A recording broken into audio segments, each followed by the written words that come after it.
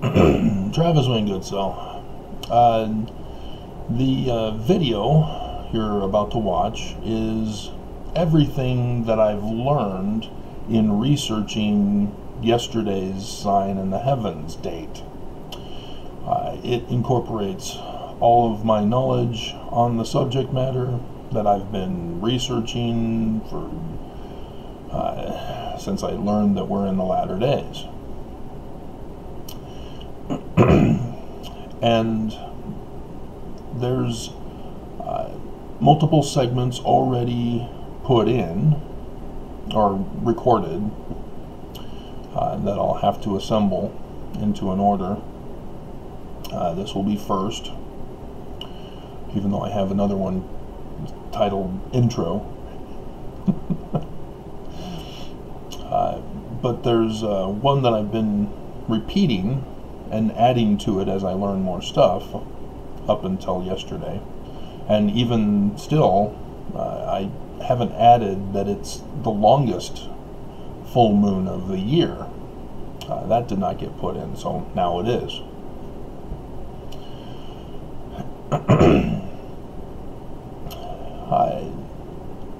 My education was in the anthropology of the ancient Middle East, coupled with philosophy of science, in that I learned logic from fallacy and to develop theories that need to be tested.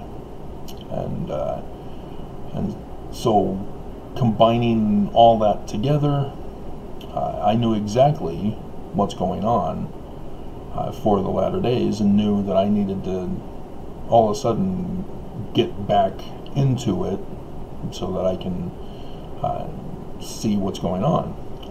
There is a passage in the Doctrine and Covenants.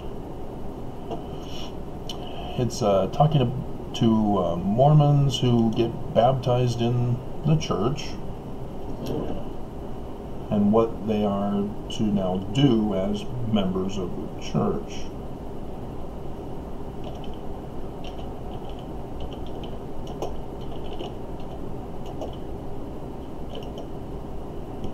Let's see if I can find it. And there's only one. Yeah, so there it is. Section 39. And it shall come to pass, on as many as ye shall baptize with water, and lay your hands, and ye shall receive the gift of the Holy Ghost, and shall be looking forth for the signs of my coming. These are different than sign seekers to establish their belief systems. That's an idolatrous, adulterous, whatever is thrown into that scripture. Because we're all about Revelation, Apocalypse, last days, and the fulfillments. And so why would you join a church just to worship Jesus, created by Constantine? So Mormons are supposed to be different. Supposed to be different. And shall know me. So the signs are supposed to let Mormons know when their Christ is there, so that they will know him. And I've gone over with you, and this is new doctrine for Mormons, because there's a certain church that does not want us to know the actual doctrine. In the selections from the Book of Moses, chapter 7, it talks about the seed of Enoch, children of Noah, thus the seed from Noah. You see, these are mortal men, mortal parents, mortal children through their seed as men, not women, women of egg. And the Lord said, blessed is he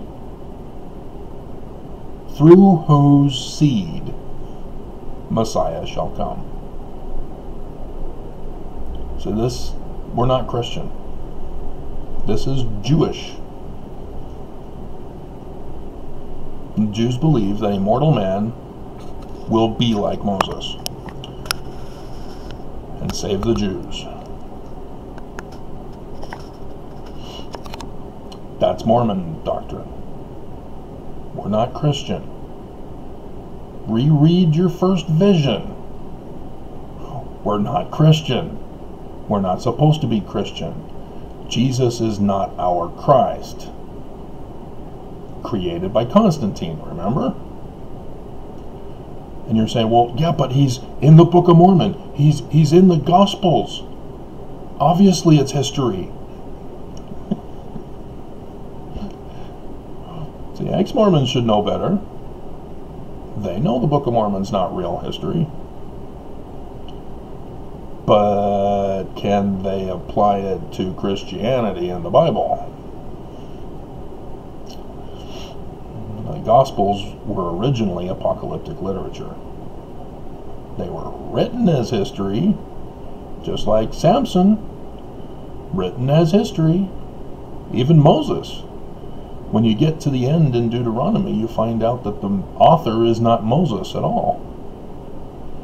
And it's written during the Roman period. So it's not historically accurate.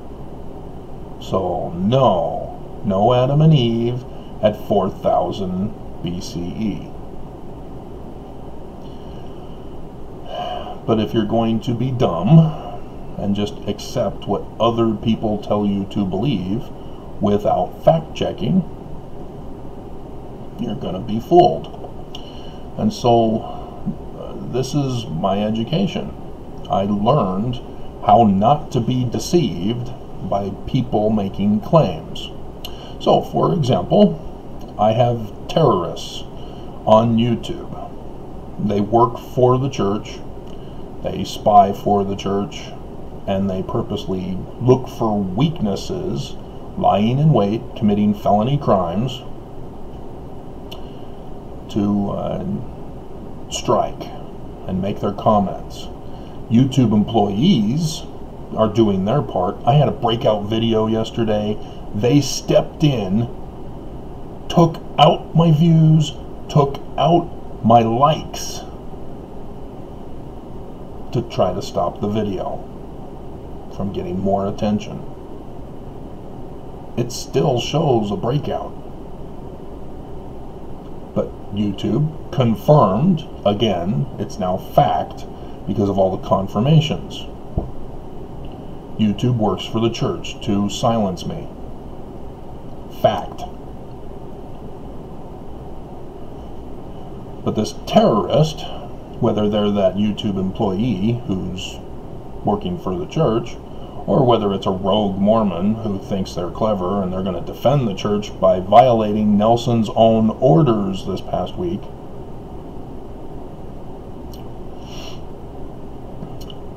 accuse me of, by pointing out the prophecies and the signs in the heavens and what has happened before, that I'm the cause, that I'm giving Nelson the death threat. Well, what now? Nelson didn't die. So are they going to dismiss their belief, their theory? They have to. I didn't do it. So he's wrong. I was not speaking in code to murder Nelson. They have to dismiss their belief, their theory. Will they? No, they won't. Because they don't have my education. They don't live by truth. They purposely live by terror, by lies, by fallacy. And so, the results on earth did not occur. Where do I get this from? Do I make it up? Oops, we can't go to there. We got to go to study aids. because the church doesn't consider the Joseph Smith translation scripture. They refuse to footnote it. It's only referenced in the actual footnotes of canonized scripture.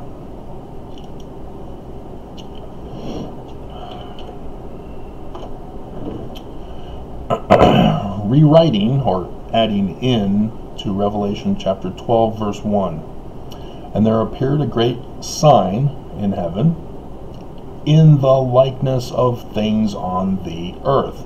That's where I get it from. That was my education in anthropology of the ancient Middle East. They connected the movements of the heavens with events on earth. So eclipses meant a transition of authority. The right eye for government, the sun; left eye, moon, for religion. This is what they knew. I don't make it up. You have people that purposely lie and deceive in these latter days to cause confusion because they're terrorists. They're seeking to destroy. These guys are dangerous. And they want to erase truth, just like the Church of Jesus Christ of Latter-day Saints is trying to erase the truth of their history. Because who was the second president of Joseph Smith's organization?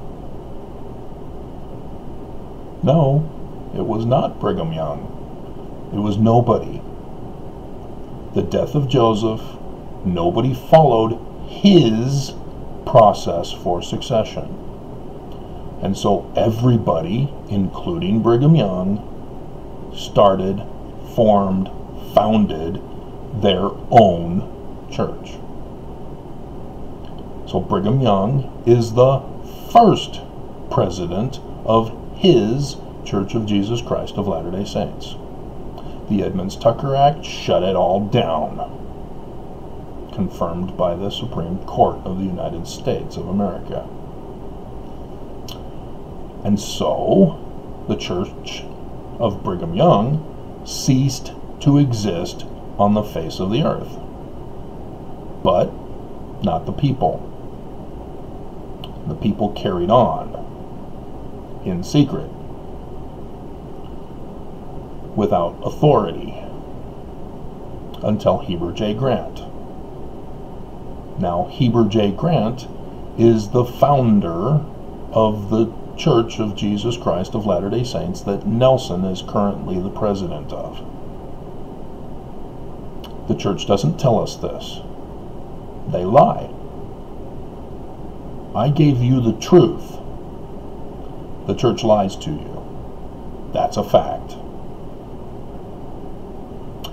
And so, as you watch this video, you will see how the patterns correspond only with Brigham Young into Heber J. Grant to Nelson. The patterns have already happened. They are fact.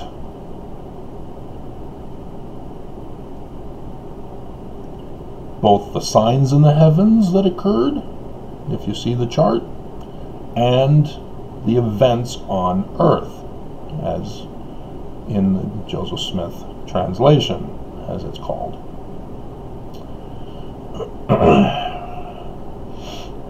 And so, making predictions about the future is no different than predicting when the sun will rise this morning. We all will die, but I never realized that we could actually predict certain people's deaths. We all want to know when we're going to die, I think. Maybe some people don't want to know when they're going to die. Many movies and books have talked about the subject, debating the issue, as do we want to know if we're going to die or when we're going to die? Because we're all dying. It's in our design as man. Once the sperm enters the egg, we're on a death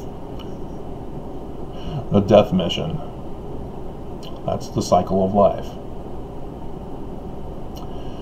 But to recognize the patterns and to see that Joseph Smith is onto something here. Because religion, that's ancient. And I was finding patterns confirming that the ancients were correct. That deaths of prophets, presidents of the church, correspond with lunar eclipses. So it's not me making the death threats, as terrorists want to try to do. You know, they've apparently not read their Book of Mormon, where in is it in Helaman or is it in Nephi? It's where Nephi is at his mansion home by the freeway, and he's at the tower, and reports come in that the high priest was assassinated, and everybody's wanting to accuse Nephi of having assassinated him. And so then he says, well, you know, go to him and ask him these questions in this particular way. And so they did, and he confessed that the one guy was the murderer of the chief judge. Nothing happened, obviously, but I'm willing to say that nothing happened. I have consciousness of thought to recognize that nothing happened yesterday. Now, if the church is hiding that information,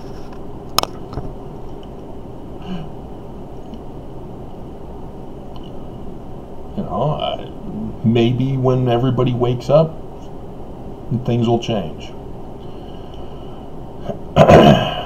But for them to know about my videos, and they do, this is confirmed. I came out, I said, hey, I saw this from the church. They're giving me a death threat. Confirmed now. At that place, they knew what I was there for. And I went over with you the other things that I was noticing. And now, boom, they got me. I'm now destroyed. It's just a matter of time now. I got extended a short bit into January, but that's it. I'm over. I'm done. The videos are purposely only put in one playlist. My final video series, or whatever it's called. And so unless I'm saved, which would only be by the federal government, which has not had a proven track record, they don't seem interested in saving America.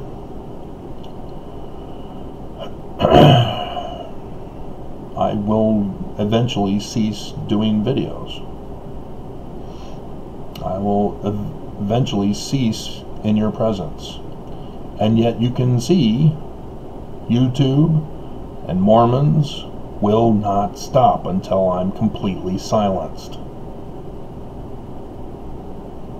The breakout video was about how Mormons have the exact same God as Christians. And again, first vision. No, what are you doing? Why are you betraying Mormonism of Joseph Smith?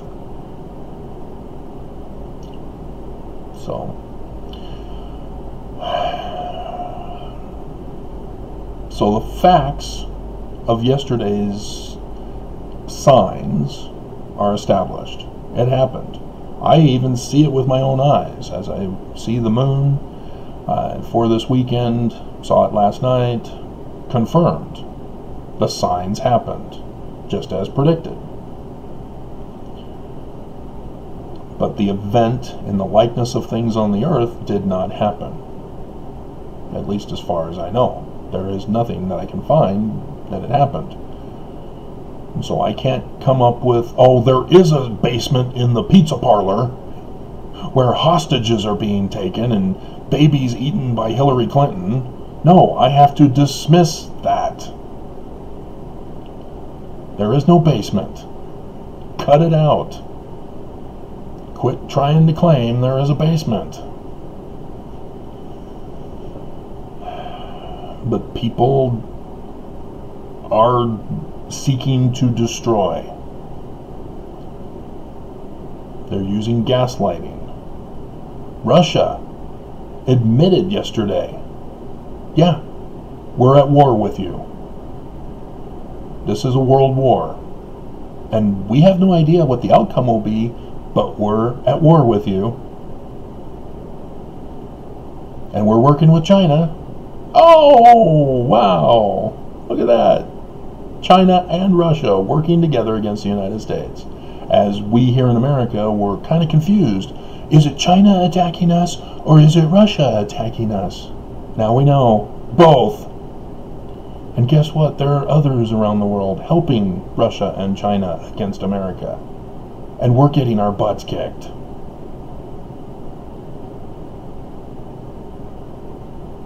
We're losing this war.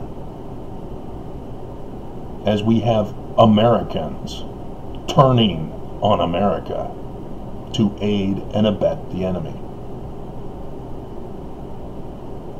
To help the church, whom I've exposed, paying both China and Russia with tithing money to destroy America. We just had another ransomware attack from Russia this past week. That was paid for by the church. And you notice the companies that they're using? Mormon companies. SolarWinds last year, Kronos this year. Yay! Isn't that great? Don Glenn, Temple Financer. Went over with you in the video. But if you're going to be a terrorist and seek to strike, because I don't repeat every single bit of information in every single video,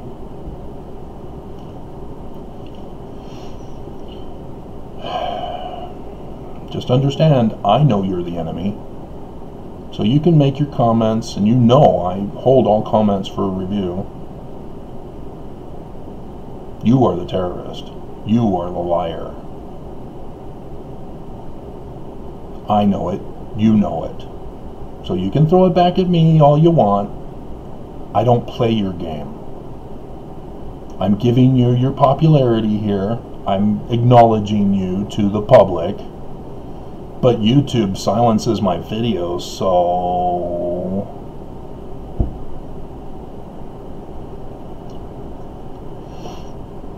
So, what else has been confirmed that I need to make sure is in this video? That's pretty much it. So, yeah, this video just goes over the sign for yesterday and how it's supposed to be applied. All the factors brought in. And I made sure to cover it's the largest full moon of the year. So, there you go. 2 hours now, it looks like.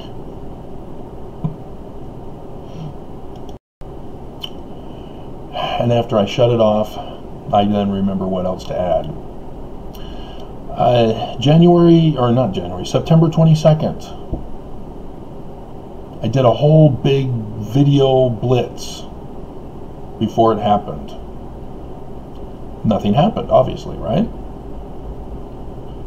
Well, Joseph Smith with Moroni, not Nephi. Joseph Smith is wrong again. Joseph Smith doesn't know what he's talking about, so we have to correct him? Okay. Are you sure? 22nd of September. There are patterns in what he was talking about. If you are unfamiliar with the Smiths, they knew how to code. The Doctrine and Covenants was coded. Brigham Young, Heber J. Grant's church, didn't decode the Doctrine and Covenants until the 1981 edition. That was the first year that I went to seminary. I got to have the full quad fully footnoted, and with the Bible dictionary, topical guide, I was the first batch of Mormons with that. And I've gone over with you how they didn't get everything. Section 117, oh my God, you think you got it all, did you? Or Doctrine and Covenants, Section 1, verse 16, Babylon? Really? Still exists, huh? Oh, well, I guess Nelson said the Babylon band still exists.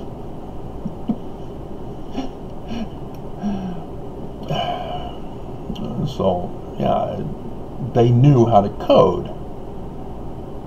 Everybody does. You know how to code. So quit with all this, oh, no, they didn't code. It's just, guys, you do not fool me. You're fooling others, obviously, but you are the terrorists, spreading misinformation and disinformation, causing denials of truth.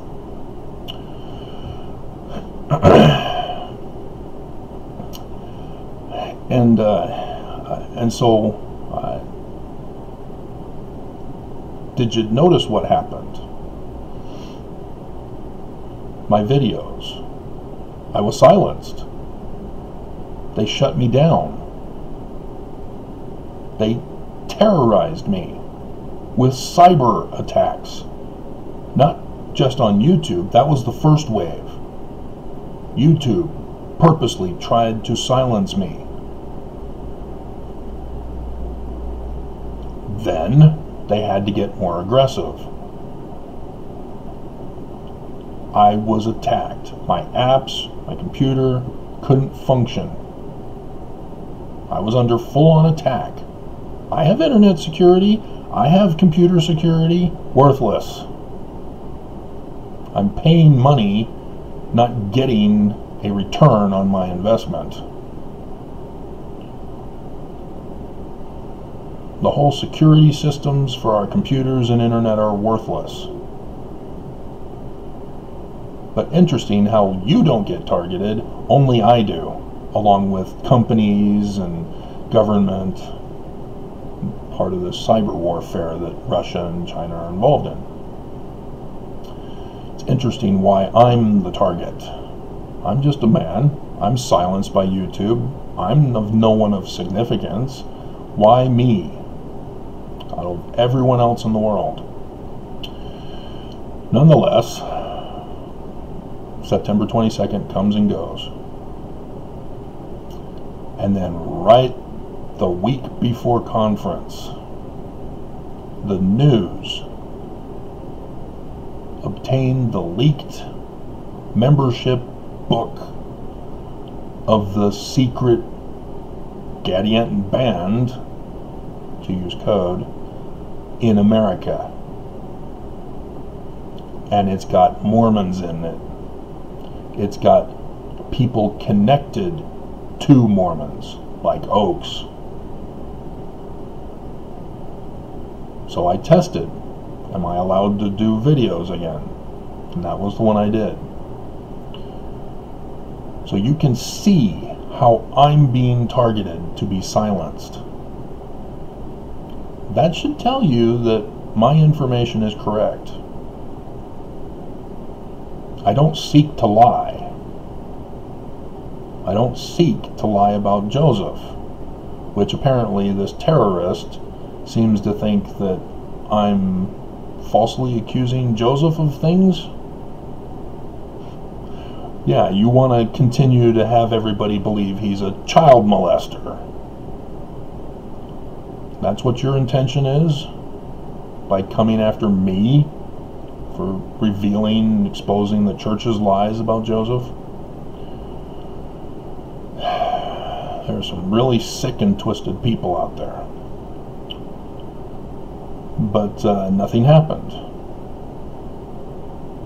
The sign that Joseph Smith was talking about Didn't happen.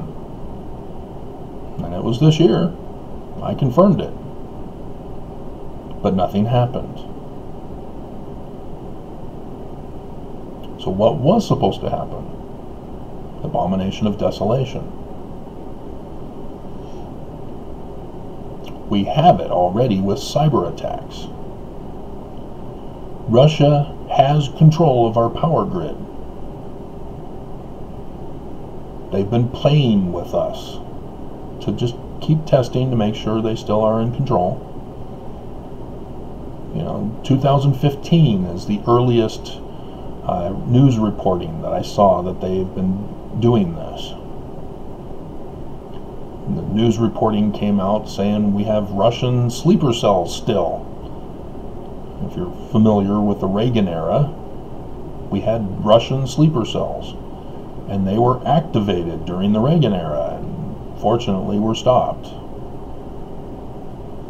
But they're still here. I've gone over with you. The Russian woman who leaves the group to talk privately on the phone right next to me in Russian.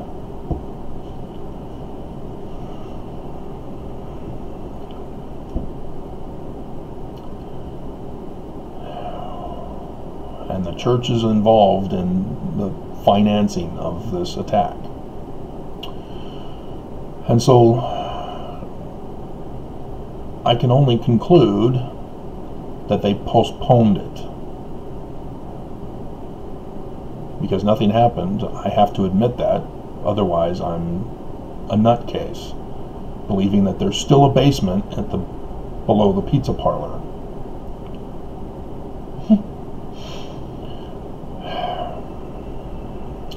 Or that JFK Jr. will still come. See, they're playing you for suckers and losers. Literally. If you get caught up in believing their lies, dear God, they're turning you into the weapons against America. They're getting you to do their dirty work for them. And it won't be until it's too late when you realize what they've done to you.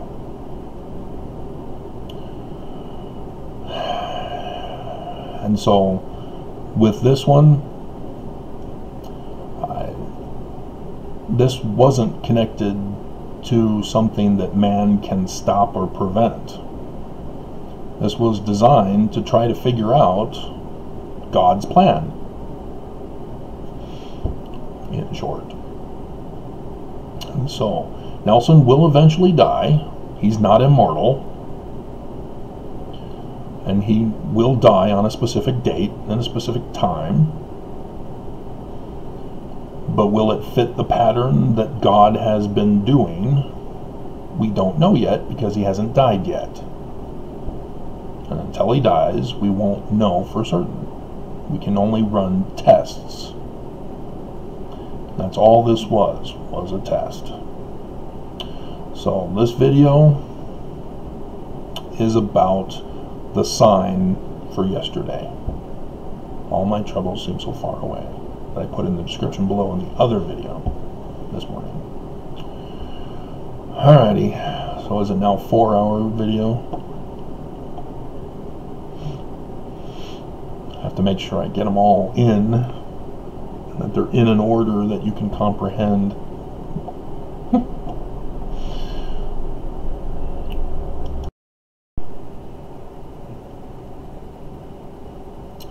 Travis Wayne Goodsell. We're going to do segment clips for this completed video.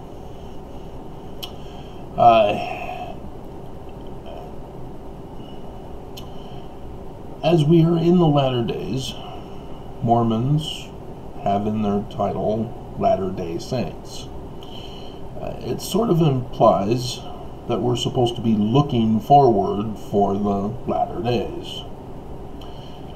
And so for anybody to think that what I am doing is, extreme, fanatical, absurd, doesn't understand science, first of all. I'm not just throwing out guesses and searching for things that have no connection with others. The pursuit of science is recognition of patterns that are involved in our daily lives, and when an anomaly comes up, we develop a sound theory that we test for confirmation or denial to explain the existence of such anomalies. So, for example, the prediction based upon all the assembled patterns is that Nelson is going to die today. And if he doesn't, that's an anomaly. And it may seem strange that somebody's death would be an anomaly, or lack of death would be an anomaly, because everybody lives day to day. Wouldn't that be an anomaly too? No. It's because of the premises, the patterns that indicate that Nelson is to die today. And that includes the previous deaths of all the presidents of the Mormon Church from Brigham Young. And I've included in my segment some new information, and that new information will go over with you.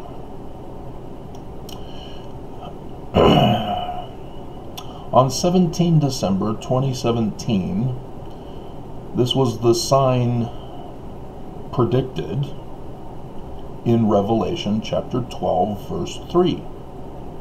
The sign of the dragon. This was the 5th dark day of Hanukkah. Dark days are when the new moon is in the sky. And so that's the dark day. And the reason why I call it the dark day is Hanukkah is the festival of lights. And it's during the transition of the new moon into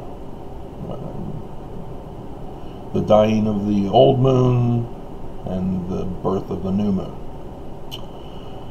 16 days later,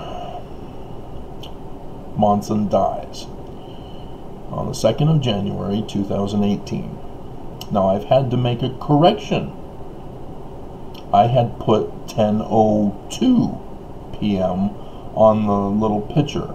So on the picture it's corrected, and I reinforced it with the final addition that I added this morning. Thomas S. Monson dies 10:01 p.m. Now I have no idea if that time is going to be significant, but I do recognize something significant with it, with the corrected time, 10:01. It's a reverse pattern, 10:10, and then 01:01. See how that worked? So I don't know if that will fit into play here, but there are other number patterns just like that, a number of number patterns. So this is not alone. That's why I made sure to get it corrected. On Monson's death night, the quadranted meteor showers were in the skies. They are at the tail of Draco the dragon. Revelations chapter 12, verse 4. Revelation. There's no plural. And so those have already been fulfilled. The book of Revelation is true. It's confirmed and established. multiple times now. We have other signs in the heavens that have yet to occur, but using astronomy, we already know they will occur. Revelation chapter 19, for example, gives us the star date of 8 April 2024 in connection with the marriage supper of the Lamb and the solar eclipse on the back of Pegasus. And so, why does that connect? Well, this year, today, 17 December 2021, it's not the 5th dark day of Hanukkah like it was in 2017. That was on 4 December 2021. It's 13 days earlier. This is Friday the 13th in the Jewish calendar of Tibet. And there's a significance because that was the 5th dark day of Hanukkah, except for the Jews, because it's on the Sabbath day this year, they celebrated the 5th dark day of Hanukkah on the 3rd, Friday. And Joseph Smith's translation of Revelation chapter 12 now plays a significant pattern, because verse 5 was moved to verse 3. So the sign of the dragon of verse 3 is now verse 4, and verse 4 sticks with it as a combined verse now. So the sign of the dragon and the stars falling from the tail of the dragon are combined in verse 4. And this is significant because the Jews celebrate the 5th dark day on Friday the 3rd December, which is 12/3. But it's officially on 12/4, which is what the JST moved it to. That's weird. Now there are other things that, yes, confirm that Joseph Smith Sr. knew all about astronomy, star charts, the Holiness to the Lord parchment, for example. And I did a video last night, about the Smith's knowledge of Jupiter, because that's the man-child born of Virgo on 23rd September 2017 from Revelation 12.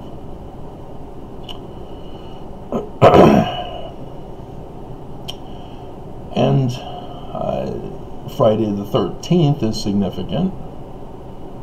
You might recall the Knights Templar that were sought out on that day, which technically was a Thursday in the Julian calendar, but nonetheless, Friday the 13th is the celebration. And the Knights Templar is the highest rank of the York Rites Freemasonry. It's not in the Scottish Rites, just in the York Rites. And it's the highest rank. So if you knew Hiram and Joseph Smith Sr. before 1826, we're not talking 1842 here, before 1826, were in the York Rites Freemasonry with the Knights Templar and the Egyptian gold plates and the coming to America with the Holy Grail bloodline from King David to establish New Jerusalem in America, in southern Illinois, where the crossroads of the solar eclipses occurs, as they buried their Egyptian gold plates in the caves, according to the lore, and purchased the land by the Mandan Indian tribe in the Dakotas with the Kensington Stone, 1363. And there was that, in southern Illinois, there was the native tribe that disappeared thereafter, as they were the people of the sun god, with the sun god as their god, living in the sun city, and were performing human sacrifices, symbolic of eclipses. So yes, Abraham sacrificing Isaac, I've gone over that with you. There's a messenger who comes down, and a ram. And so that's the star date of 8 April 4 CE, 2020 years before 8 April 2024. And that total solar eclipse. The one in 4 CE was over Russia. This one in 2024, America, and has significance because it's the latter days. And so when you are aware, and you're not living in denial land, that Sidney Rigdon is the major author of the Book of Mormon and was assigned to work on the Joseph Smith translation as payment for the Book of Mormon work, but you know that he's not the author of the 116 pages rewritten. Joseph Smith Sr. is. Now you can see why there are revelation star signs in the story. Lehi has his first dream, sees the signs in the heavens from Revelation. The latter day time frame, 2017 to 2024.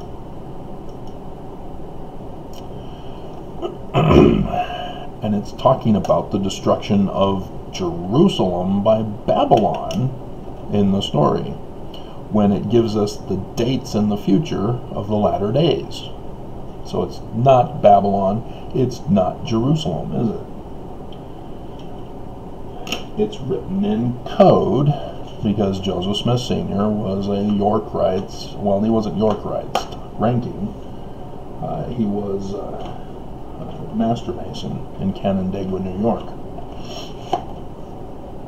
But he knew about that, as well as knew Jewish mysticism. So in verse 2, learning of the Jews, language of the Egyptians. That's what he's referring to there. Is both his knowledge of Jewish mysticism with the Tree of Life. Not a coincidence that that's in the Book of Mormon too.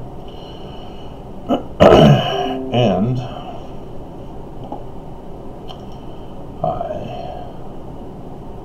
York Rites with the Knights Templar lore. They knew all that. And so now you can go back to church history and decode it, knowing the correct history that the current church refuses to let us know about.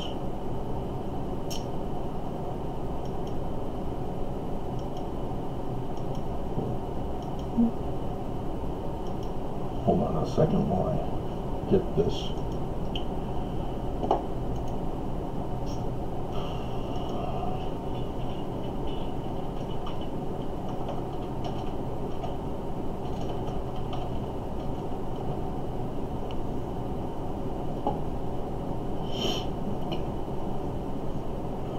And so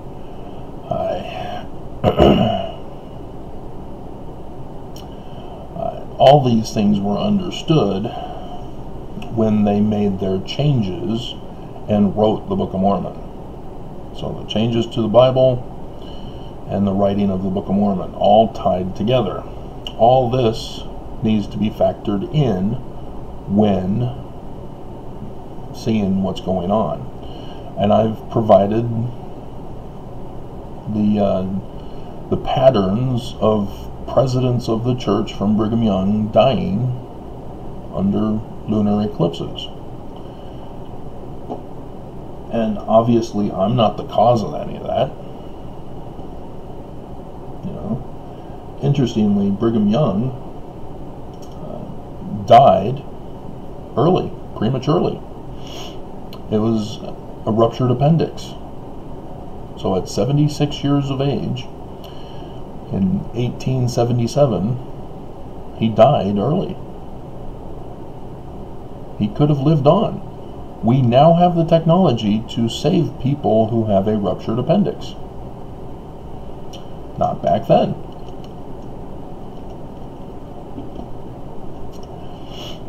And can you imagine the horror if he continued to live? So God literally struck him down. The God of the human body, who's behind it all. A ruptured appendix was the cause of the demise of Brigham Young. And so it becomes significant when you see what changes he made the year before he died.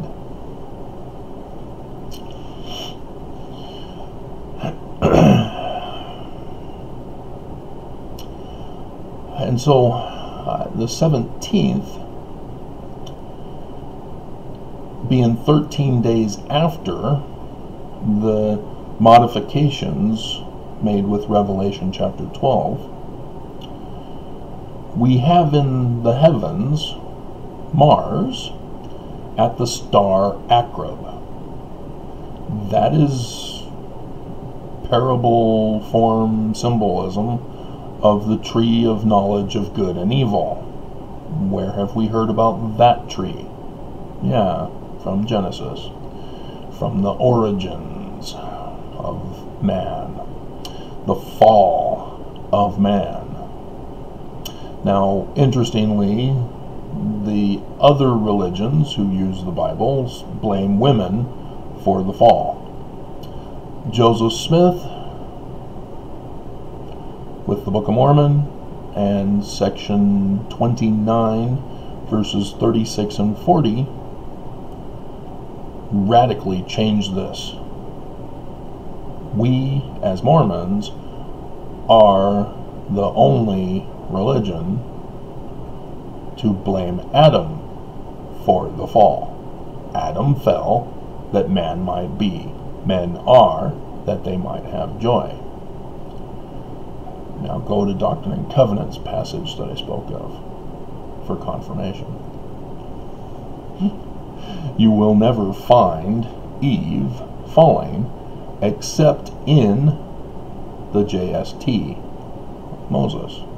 They keep it as is. And if you're curious, why would that be the case? Well, because the 116 pages is where that is put in. That was by Joseph Sr. Rigdon was involved with the JST. See what's going on there? That's why there's no change in Moses. But you can see Joseph Sr.'s influence with the seed that bears the Messiah. In Revelation 7:53 that I go over with you.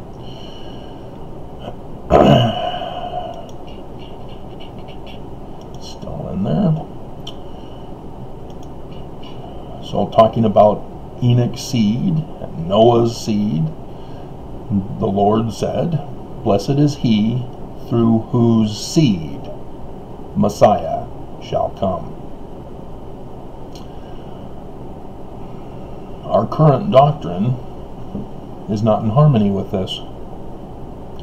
But the new Israelites of Jewish mysticism, yeah.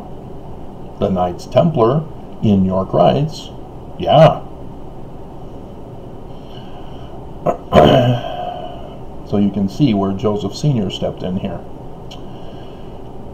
Because it can't be Heavenly Father. He's not a child of Adam, Enoch, Noah, Abraham, Isaac, Jacob, Joseph, Judah, David, Moses, Jeremiah, etc. Not the case. And it's not Mary. Mary has egg, not seed. And it's not Joseph. He's not the father. He's not the baby daddy. That's the doctrine of the Messiah, the Christ, of Mormonism in its origin. Now, why then do we use Jesus? Well, because Christians get very upset. They want to kill people who don't believe in Jesus. Not too dissimilar from Islam, who want to kill people who don't believe in Allah.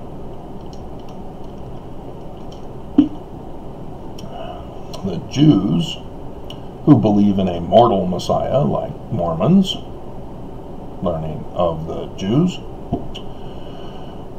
have tended to be chased around Europe by those other religions because of their difference in beliefs. And so the Jesus was created by Constantine in the very first creed, Nicene Creed, as a real character placed in a historical time frame of the Roman period. Because they were apocalyptic literature like the book of Revelation. He's not a real character. So Mary, the mother, and Mary, his wife, not real characters. They're parable story forms, symbolic and prophetic of the latter-day Christ. And so let's break here for this introduction part, I think. Did I cover the new stuff? Oh, yeah. And so Akrib is where Mars is. Mars is Nelson, because he was atop of Libra when Monson died. That's the scales of judgment, and the top position is for the judge of the scales. That's where Mars was when Nelson died, or when Monson died. That was Nelson, because he automatically becomes the president of the church because of Brigham Young's changes in the administration.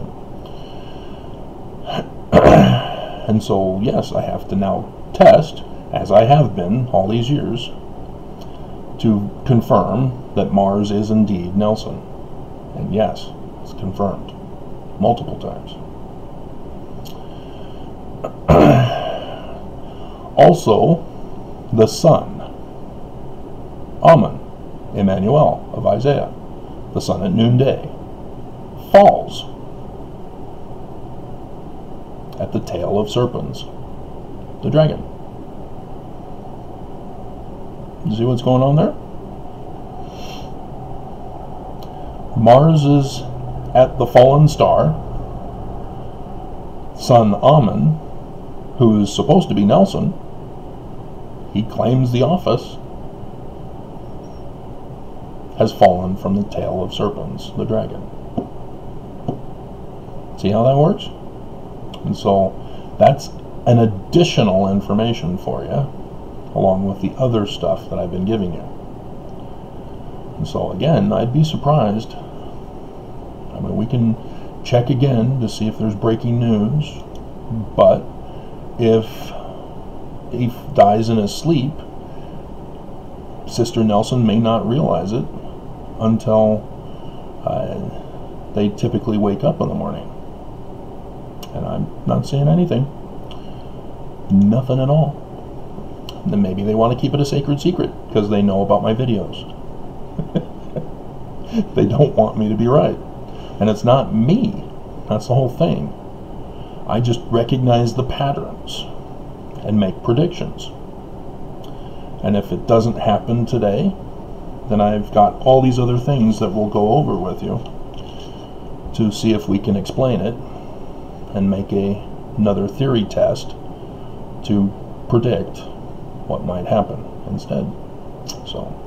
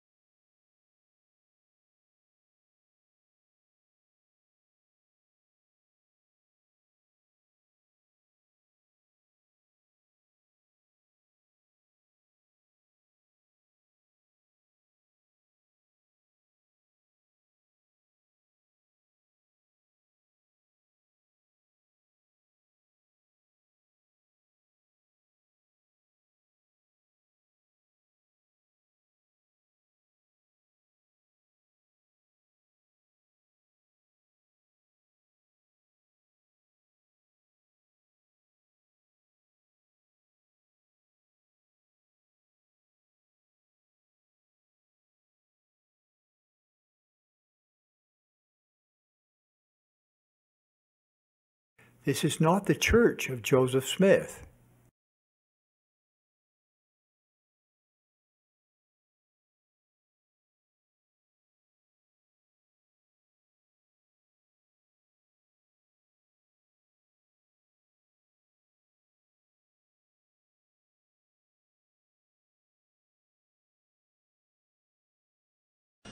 I have faith that the Constitution will be saved as prophesied by Joseph Smith. But it will not be saved in Washington. And a major city yet to be determined in Russia.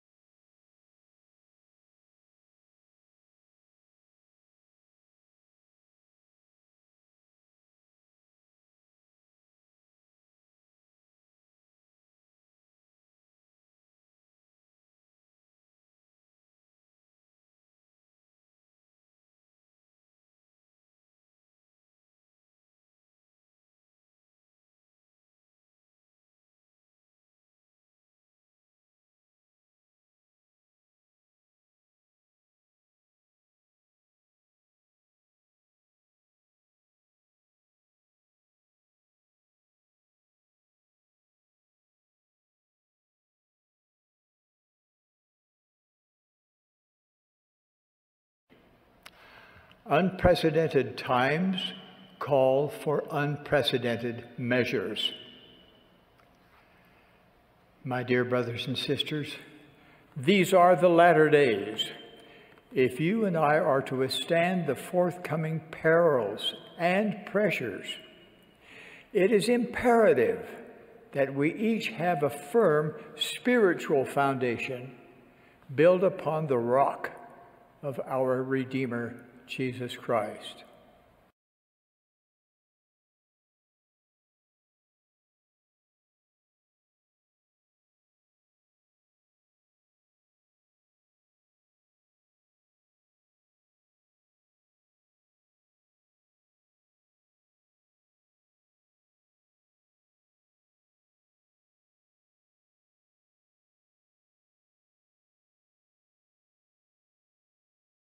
What would I say to Brigham Young, Wilford Woodruff, and the other presidents on up to President Thomas S. Monson? I'm going to meet him soon.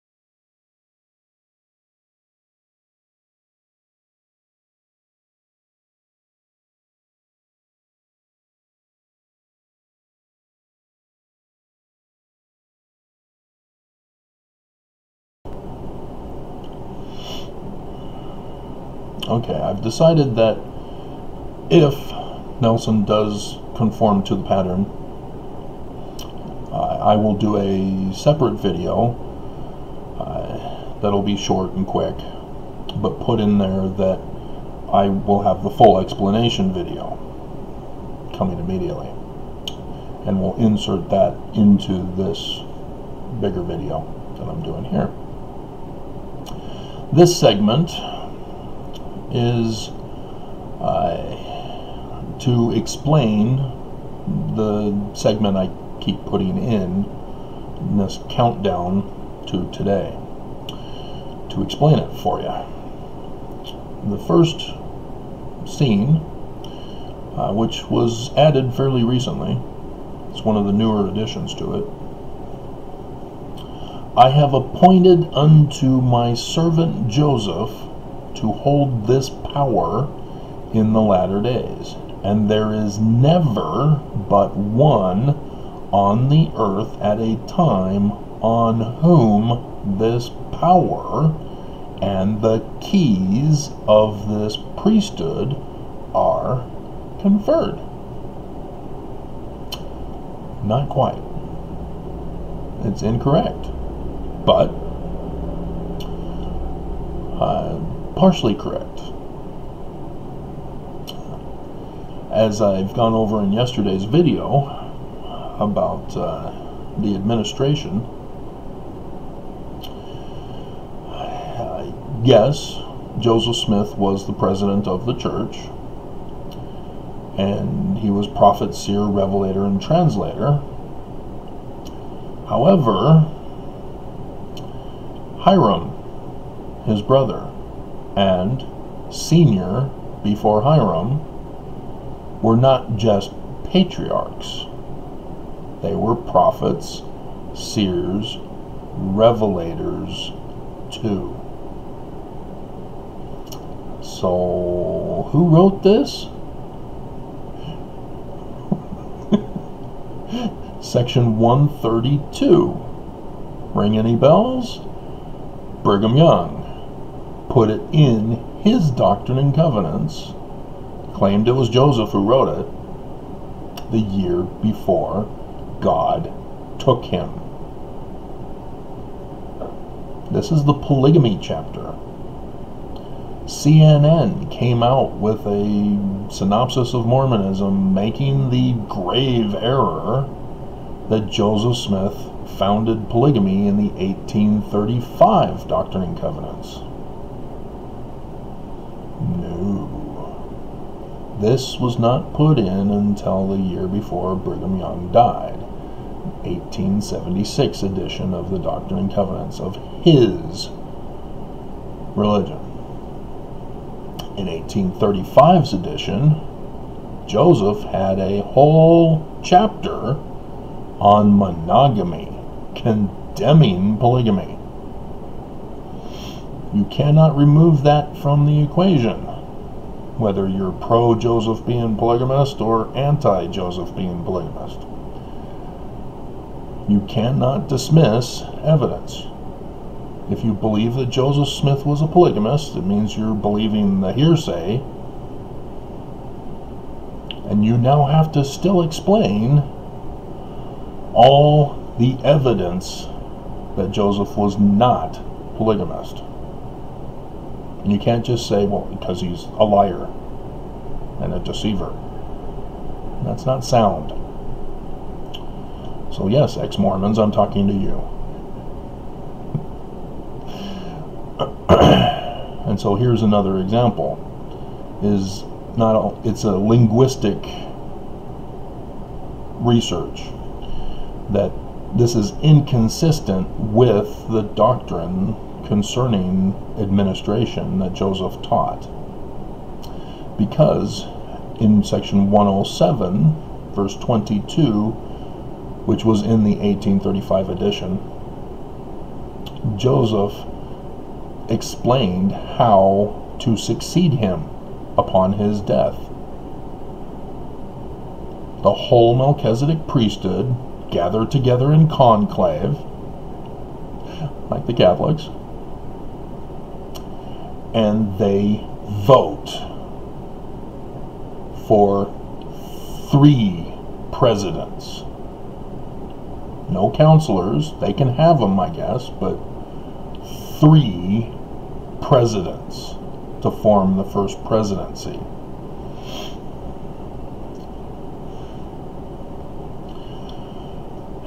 And of course that hasn't been practiced. That was not done when Joseph was assassinated. And I did the video explaining why Brigham Young didn't do it, and why our current Brigham Young succession pattern follows what Brigham Young said it was. Coincidental? Yeah, no. And so this is a false claim by Brigham Young, and he is using it to justify him, Brigham Young, to be the only one to have these keys.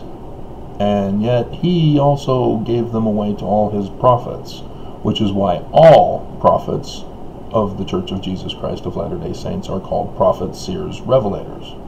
Wait, where's translator? Exactly. They don't even have patriarch. After Kimball, gone. Got rid of that Smith guy.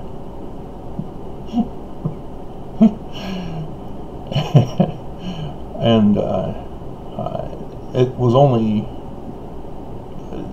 that also is a tell about what Joseph planned to do with his administration had he not been assassinated.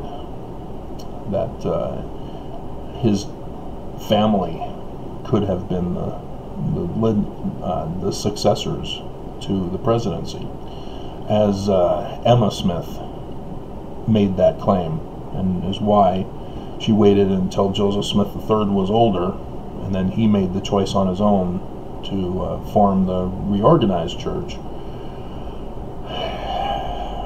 named after Brigham Young's change, because he had no idea what was going on, and so went to Utah to check out Brigham's church, and then created his own.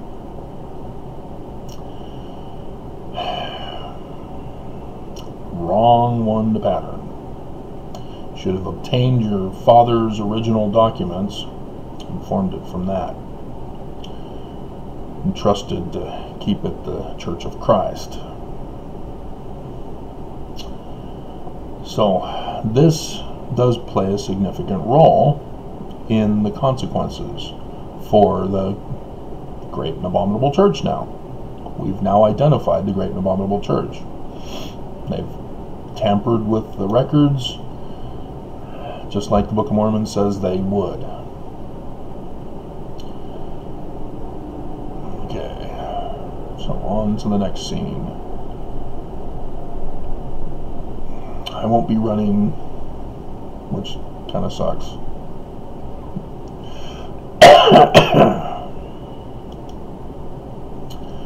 Too much snow, still too dangerous to run, and so my health is deteriorating rather quickly in my older age. Alright, the Lord will never permit me or any other man who stands as president of this church to lead you astray. It is not in the program. It is not the mind of God. If I were to attempt that, the Lord would remove me out of my place. And so he will any other man who attempts to lead the children of men astray from the oracles of God and from their duty. Wilford Woodruff, Official Declaration, verse 11.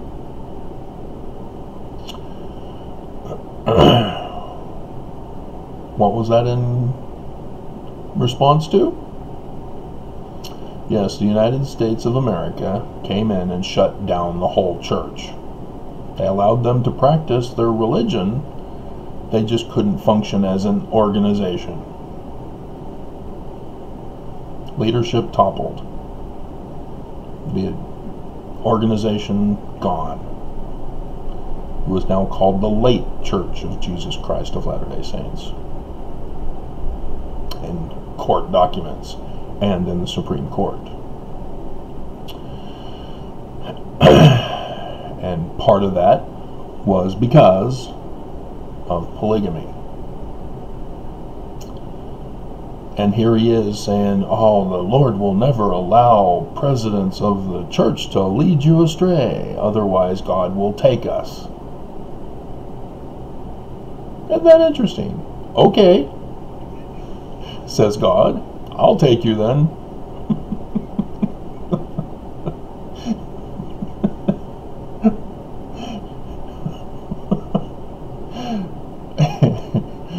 You got it.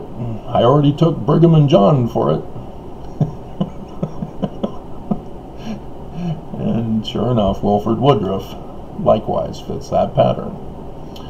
As I then follow it up with the lunar eclipses with the presidents of the church's deaths. And because Joseph was the only one of those who were assassinated, his doesn't count. His was forced. And so Brigham, like I said in the introduction clip, ruptured appendix, died early, unnecessarily, had we had the knowledge and technology to remove appendixes when they burst back then. And then John Taylor, and then Wilford Woodruff. Wilford Woodruff had an anomaly. He was in the middle between two. The old and the new church of the Great and Abominable Church? Yes, indeed. And so Lorenzo Snow and Joseph F. Smith, Sr. are asterisks. Church shut down the church under Wilford Woodruff. It ended and died with him. And technically died during his lifetime. So he ended his presidency when the Edmunds-Tucker Act took effect and the Supreme Court made their final decision against the church. And so Lorenzo Snow and Joseph F. Smith Sr., they're just going through the motions to deceive Mormons. They're false prophets too. And God let us know that that's what they were, with the patterns of the lunar eclipses with them as well. And so Heber J. Grant starts up the church again. And notice how we're now Christian. We're dismissing all claims of Joseph Smith. You've probably heard of the one Arizona woman, Mormon, ex-Mormon now, who did her thesis paper on the super sacred secret meeting of Mormon intellectuals in 1922. You need to put that into your historical context here. In 1921, Heber J. Grant altered the Doctrine and Covenants again. Took out the doctrine from the Doctrine and Covenants. Really? You're removing the doctrine from the Doctrine and Covenants. 2022, the intellectuals are realizing that the church history is not real history, and they're not smart enough to realize it's code. And in 1923, Heber J. Grant then reincorporates the church, having Mormons in positions of government office to get away with it.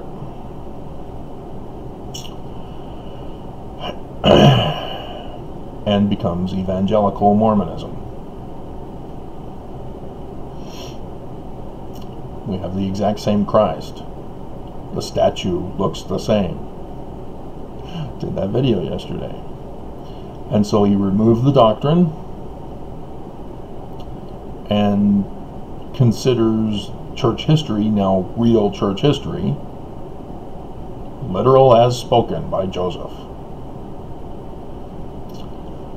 but yet turned Joseph into Christian. But there's some problems, and it's now coming back to bite the church. This is what happens when you lie and deceive. God comes back to smite you.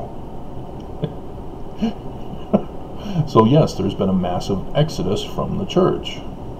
There's the one in 2012, reporting for 2011, where upwards of 10 million just left, because the numbers were less then. It wasn't 16 million as the church claims now. It was more down around 15 million. And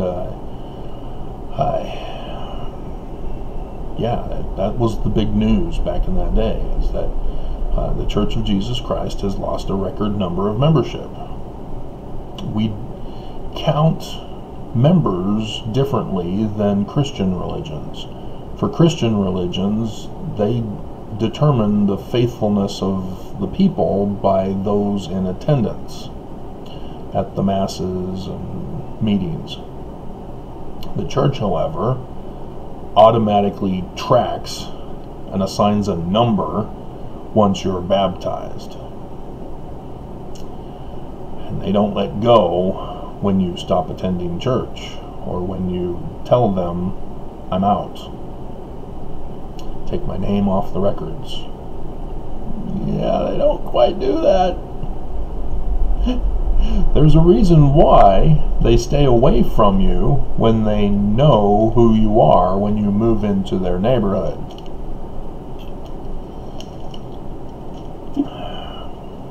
They already have it on the records at church headquarters that you're an ex-Mormon. You asked to have your name removed. How would they know that if they had your name removed from the records?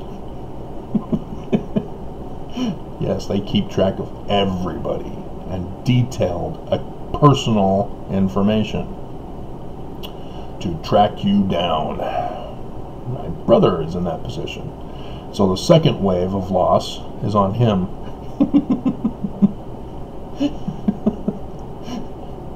And I have no idea how low church attendance numbers are that cause the prophets to not reveal the membership numbers for this year to the state of Utah. But it has to be massive of a difference, because last year people stayed home for a brief period of time. Why aren't you factoring in last year? And so, yeah, it's clear Mormons are leaving. They've had enough of the church and their lies, and they're out. And so the few that remain are the ones who are the abusers, who are attacking me and giving me death threats and thumbs down and blah, blah, blah.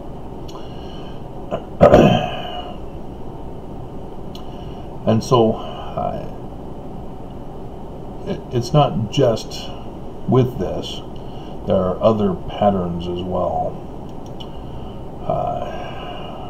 But I think we got the video next.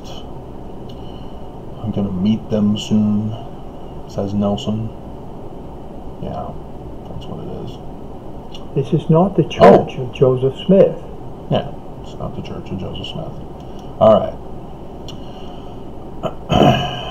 So that must be that segment then.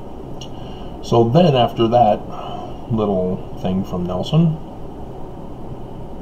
which, yes, he used it in the context in the Book of Mormon, that if you're not the church of the Lamb, you're the church of the devil.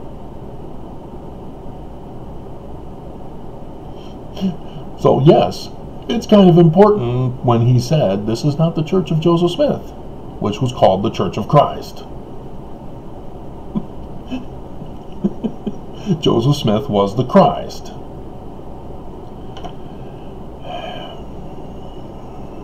This is not the church of Jesus Christ. That's a different God, a false God that the Jesus character in the first vision says is an abomination in his sight. And it just all goes over the heads of Mormons. They don't see it, they don't catch it, because we're not told what a creed is. And we're not told the verse creed. So I wonder what John Penny is doing now, if he's still Mormon.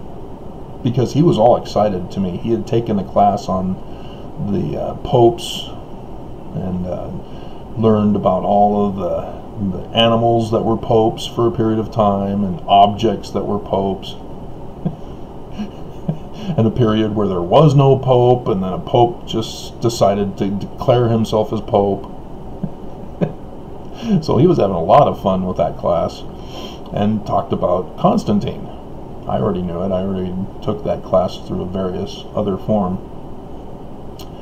But through Thomas Robinson, who became our combined Greek teacher. He took Greek when I did take Greek with Thomas Robinson. And I referred Thomas Robinson to John Penny to do the project, which if you go on Amazon, you'll still see his Greek dictionary that has the lesson manual testing CD-ROM. He asked me to make that, and I had graduated. I was going back to America, and so I recommended John Penny to do that. And I think John Penny told me when he came down for BYU that I can't remember if he said he did it or if he had to pass on it too. Can't remember, but yeah, he got somebody to do it eventually. So, but that's how influential I've been, that I almost was that person in that thing. But different story. 10 March 1843, Joseph Smith gives a sign in the heavens, and says that it gives a prophecy of this sign in the heaven for the future of the latter days. And the moon is right there on the 9th day, if I remember correctly, on the 10th of March 1843. So it would be the first quarter moon. And what is interesting is that somewhere in all of this, I found a latter-day correspondence with Jupiter instead of the moon this time. And it was at the beginning of the tetrad, the first day of the first lunar eclipse of the tetrad in 2014-2015. Jupiter was right there in that same location. So that I found very curious, having found this out because of a Mormon who did a video on this as if his dream was also part of the sign in the heaven the next day that he talked about. So I revised and corrected his video with it was over an hour, wasn't it?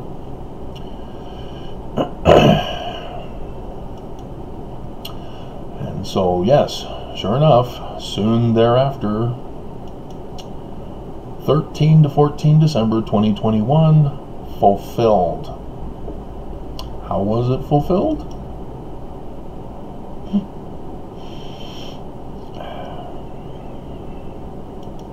LDS Church uses tithing to pay for Russian ransomware attack, takes down HR and payroll company software, potentially for several weeks. Kronos. Don Glenn, if I remember the name correctly, the Mormon, who's now in the Temple Finance Committee. That was his company. The church uses it. And again, Russia attacks America, cyber attack on America, using Mormon-run organizations. SolarWinds was last year. And so these companies need to be, these attackers need to be paid. Where are they getting the money from? At a major city yet to be determined in Russia. That could be one of the clips that follows this, I think. So that other clip might be a little while longer. But, I mean, dear God, if there's any more blatant of a tip for the government investigators, I don't know it yet. How could they not figure this out? Especially after I let them know. Mormon company, solar winds. Church, direct ties with Putin, all the way back to Hinckley.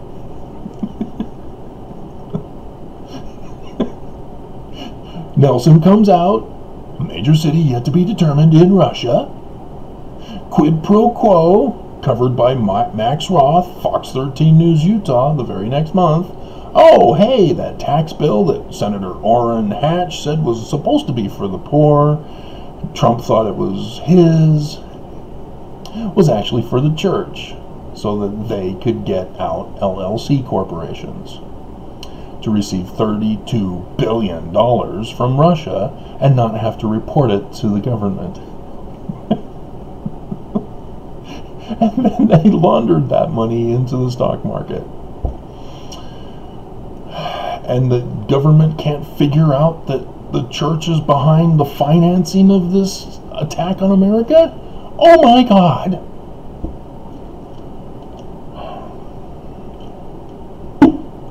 This is follow the money, this is follow the documents, this is follow the blatant confession over the pulpit of conference.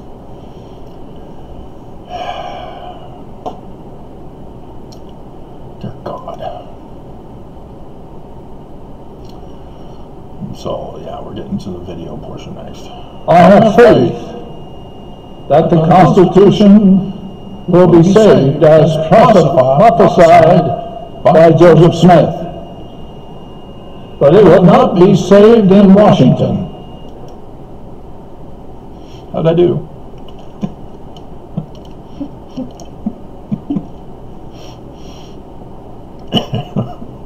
As Mormons, we're all interrelated with each other, so our vocal cords are the same.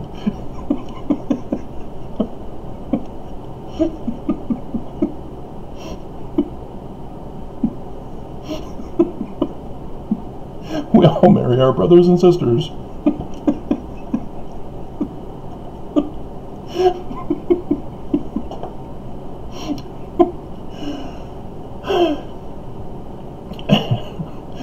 That is kind of crucial, what he said there. And all Mormons have missed it. Even I myself missed it until I realized the real church history and such. He's saying, well, yeah, Joseph Smith is a prophet, sure. But he's wrong about saving it in Washington. He took that out for General Conference. That was a BYU devotional. And thank God for the invention of the video camera. And the Rigby, Idaho boys, Mormon boys, who invented television.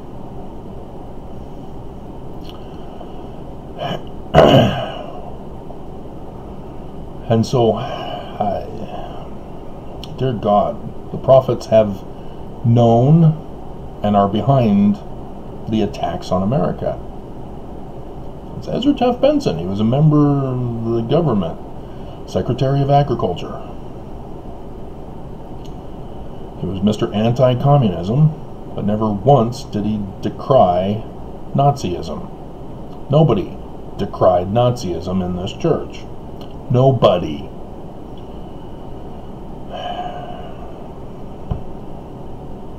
I think I remember a letter that George Albert Smith sent to the government decrying communism, socialism, and other isms. But that's about it. And a major city yet to be determined in Russia. Russia, Russia, Russia. Marsha, Marsha, Marsha. And so then I have ba-boom. So Nelson declared himself and the church as enemies of America. Terrorist organization in that simple statement that you can hear in the background. The Mormons are cheering.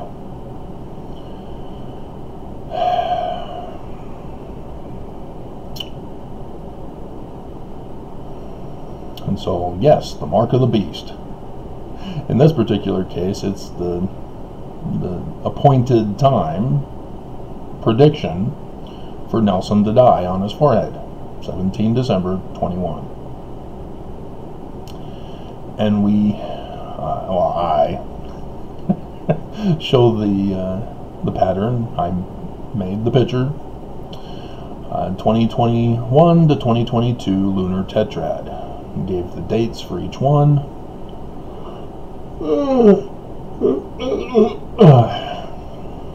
And then likewise showed how it's similar in that there's a solar eclipse in between them.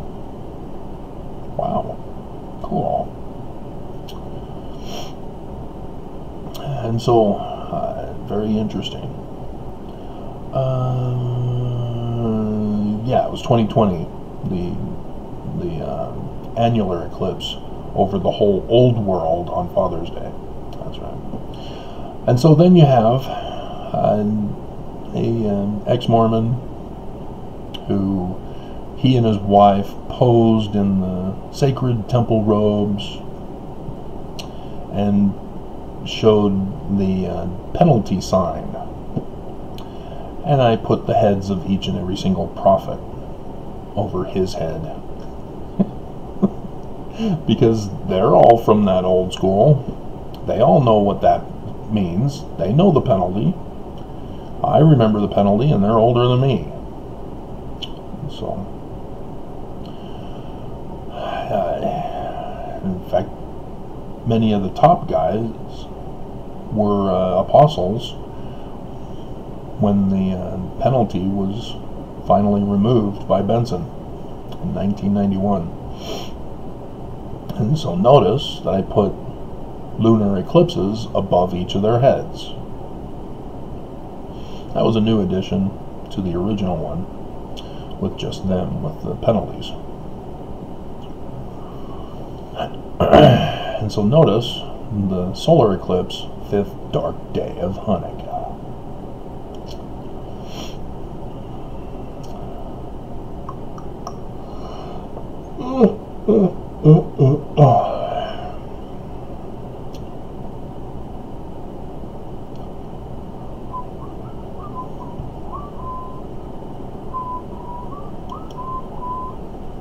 Alright, so then we have my first recognition of a pattern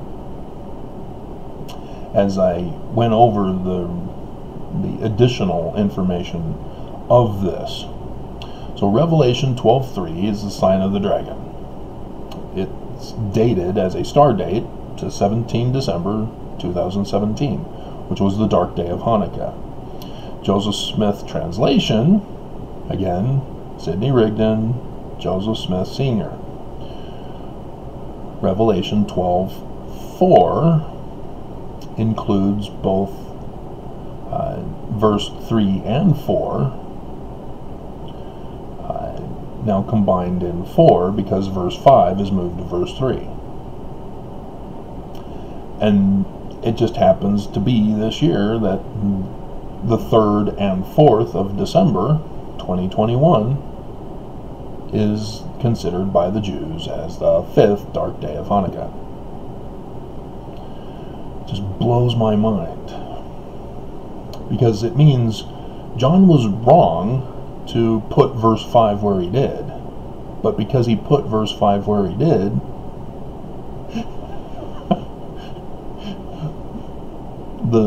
Smiths with Rigdon were able to change it, and that was able to catch my eye.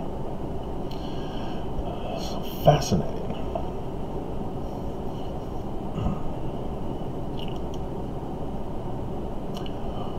I'm a big kid now.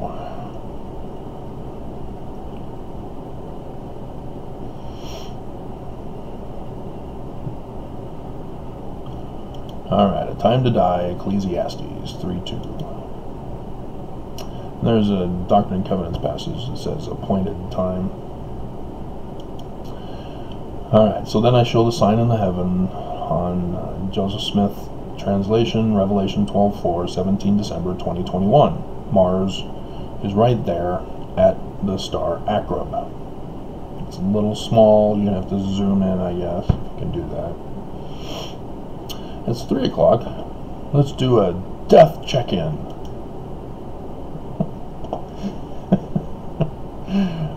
Nope. Still have the USU chief resigning after comments about Mormon girls. We all know exactly what those comments were, don't we, Utah Mormon boys? Shame on you. Even if it's true, you should, what are you doing? Go away. You shouldn't be saying such things. It's not funny jokes. You know, it's all fun and games calling Brigham Young University Brigham Young University. But when you get into criminal comment behavior, that's crossing the line. And so the moon is on the head of Taurus the bull, and by this evening it will be between the horns, just so that you know. And it has to do with the Egyptian Apis bull ceremony of the death of the king and the crowning of the new king, who is the firstborn birthright blessing son of Pharaoh. But in this particular case, Nelson dies, Oaks takes over. That's not the pattern. Something's wrong. If you're not the Church of Lucifer, why do you act like it? That's significant. Great and Bundle Church. Blatantly obvious, carved in stone facts.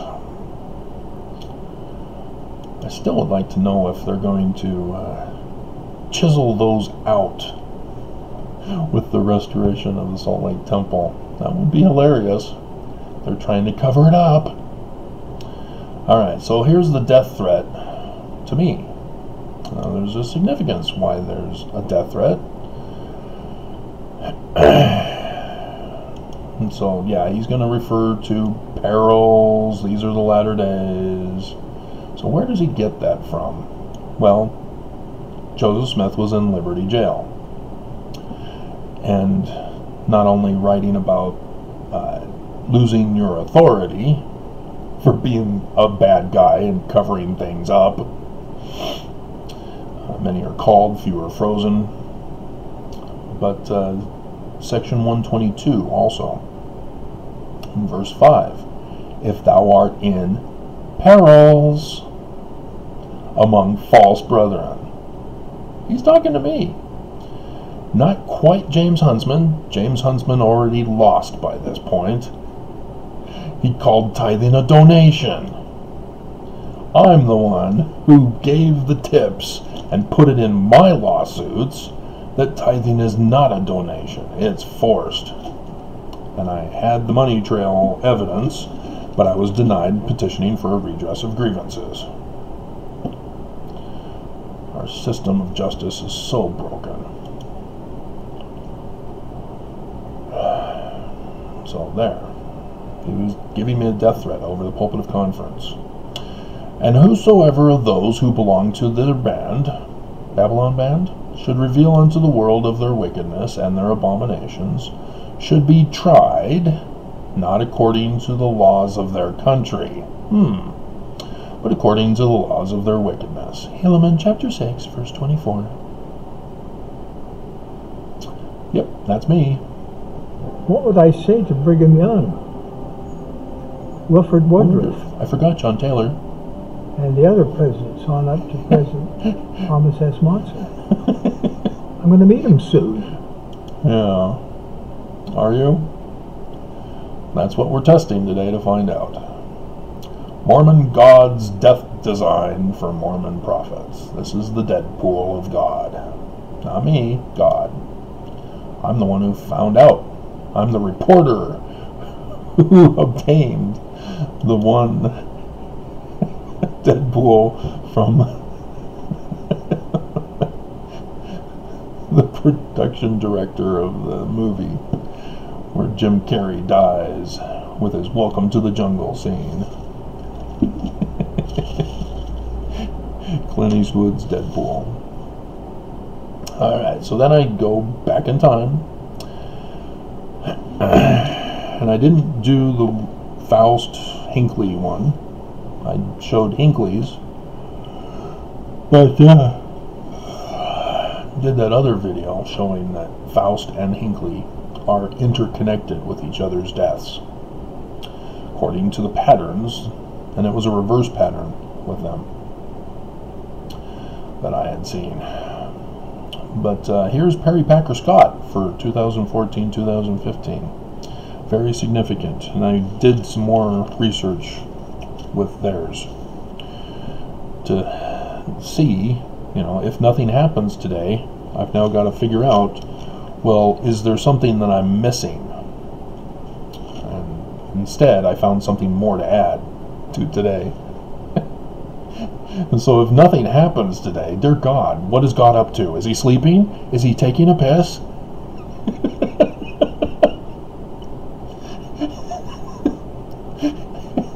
The corrected translation from Isaiah and the priests of Baal.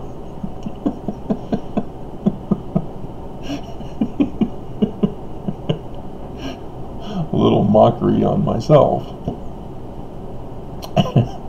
See, I can have fun with myself. You guys have no sense of humor.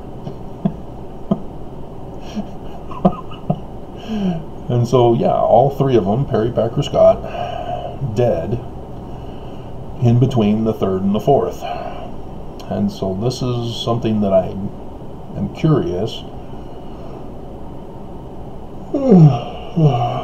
because there's a reverse pattern going on with this tetrad. And if the theory is correct, we should have it today, according to the reverse pattern. Because the first shall be last, last shall be first. 3 prophets die first, then Monson. Technically, Hales also comes before. He's not with these guys, he's a separate one. And because he didn't fit a pattern, at least I thought, I just let him go. He's an anomaly that I've never yet figured out, but I think I have now. Where are you? There you are.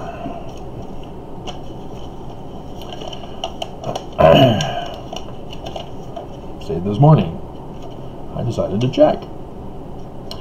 He died on, Robert D. Hales died 1st of October 2017.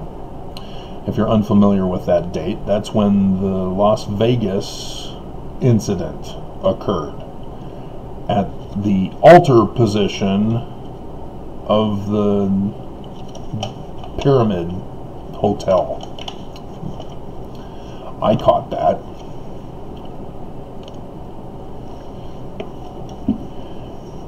This was one of those incidences that is disturbing because the news claims it's all real. But I watched the local news. They were committing some gross errors of reporting. They were already accusing the man as the shooter. They weren't saying the accused. They were saying the shooter. You know, it's not how you do things. There's been no investigation yet. We don't know he's the shooter. We just know that there was a raid in his room, and we were sort of left out of the loop, and then they finally showed us the room, and it was all neat and tidy and organized as if somebody had staged the scene. But then the reporter that I saw that evening, before I found out that it was even a potential red flag event, and other things, that they were advertising to have people stage a shooting incident, and they needed actors and crisis actors. But no, I was watching Independent that evening. The female reporter was in the dark, reporting at the scene, and making her mistakes, and should technically have been sued by the family, because that's why they can't say certain things, is because families have won lawsuits with such claims. But nonetheless, there was an interview with a particular guy who was claiming that his buddy who was there with him had his head blown off. Wow, that's quite dramatic.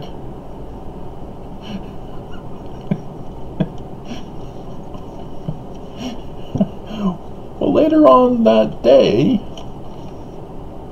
I saw another news coverage of that same man who's now being reunited with his buddy in the hospital, and supposedly he only has a chest wound. But if you're unfamiliar with wounds, they tend to bleed. Why is there a clean white gauze pad just lying on his chest? Not taped down, no stains, clean white, just sitting on his chest. Why is it staged? Why is his head still attached?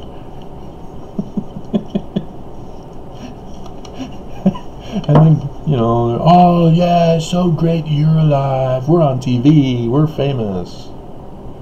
I saw the coverage of people being sent into the hospital. I didn't see severe wounds. I didn't see bleeding. These are things you look for,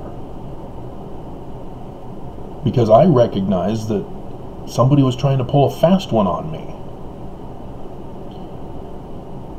I was watching the footage of the scene of the crime. Somebody had taken footage from a distance of the whole scene from an aerial view. I didn't see people's heads getting blown off, but again, purposely way back, you know, just like those Bigfoot sightings and UFO sightings, purposely blurred and from a distance. Those are the kinds of things that send up red flags.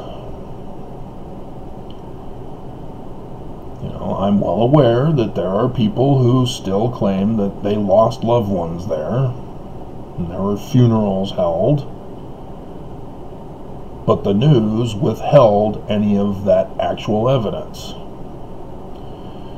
See, in the early days, during the Vietnam War, for example, other wars that we didn't really declare as wars, we get live coverage from the news.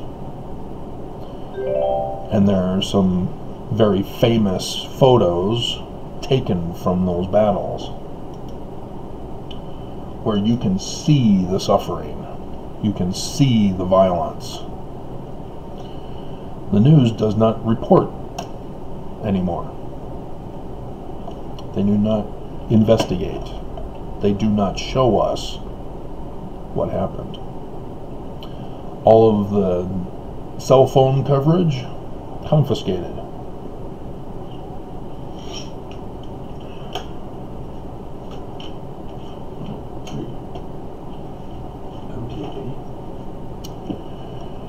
And so we, as an audience, are just supposed to believe whatever we're being told by the news.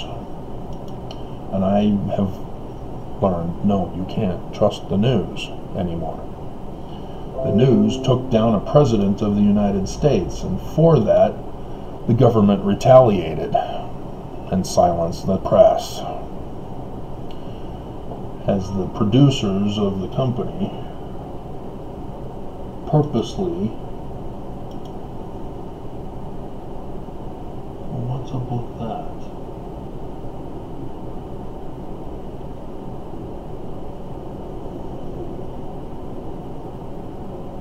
Something's not right. Because that would be...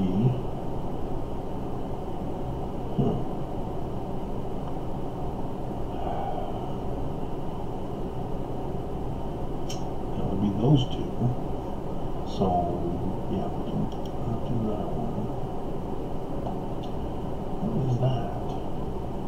Why is that not included?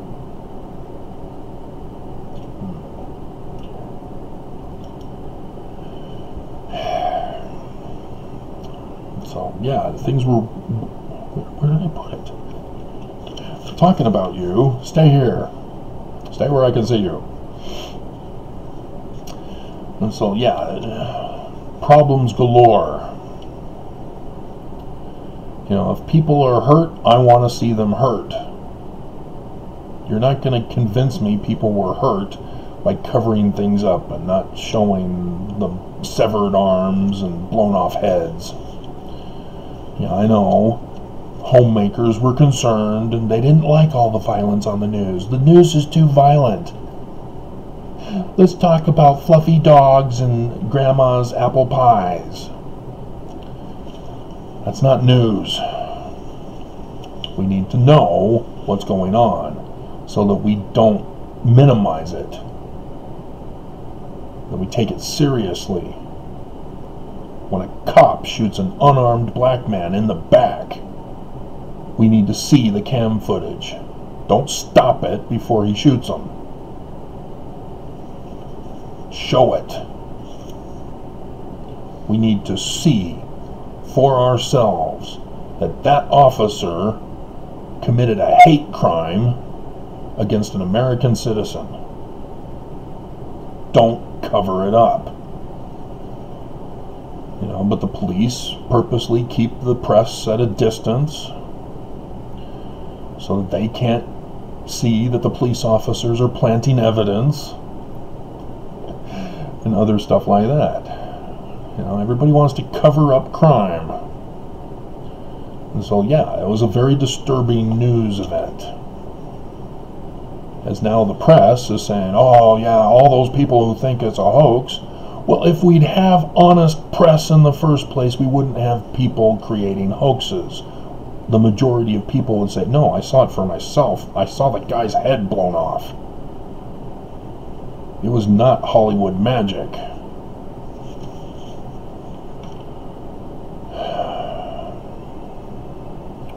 But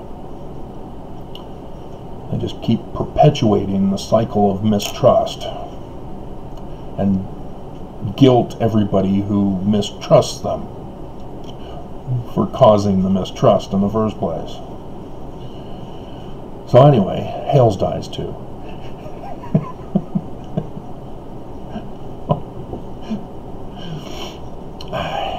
His moon was 10 days old and was in the belly of the beast, Capricorn, the goat beast, half fish, half goat. The goat beast.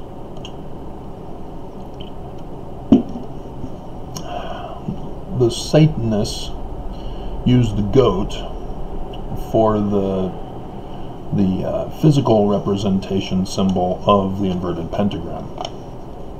So the little goatee of the goat is the chin portion of the pointing down star, or pointing down part of the star. And then the two horns of the goat are the top part.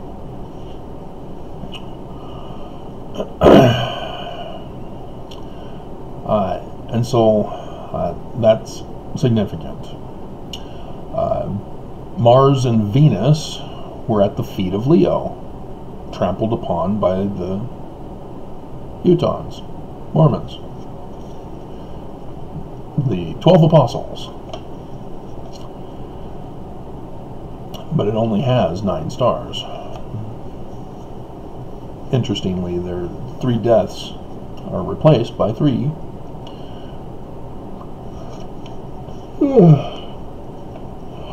Making 9 apostles 12 again. This was in preparation. I will do that video covering that. That's going to be a different segment.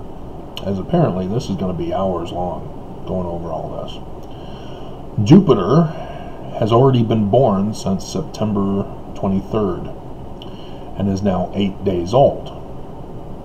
We have a 10-day-old moon with an 8-day-old Jesus Christ of Mormons. And I've gone over Jupiter, how that ties in with the Smiths, the Jupiter stone, and Jupiter on the Holiness to the Lord star chart parchment. And section 85, Nelson will be struck down by lightning, or like the vivid shaft of lightning. That's Jupiter's symbol, where the Jupiter astronomical sign is signified by the 2-4 combo. But Jupiter's physical symbols are the lightning bolt, eagle, and the oak tree. So I did the video the other day about Jupiter, or covering that part about Jupiter and Ezekiel 17. Smiths knew all that. That's about the latter-day Messiah and how we will know him.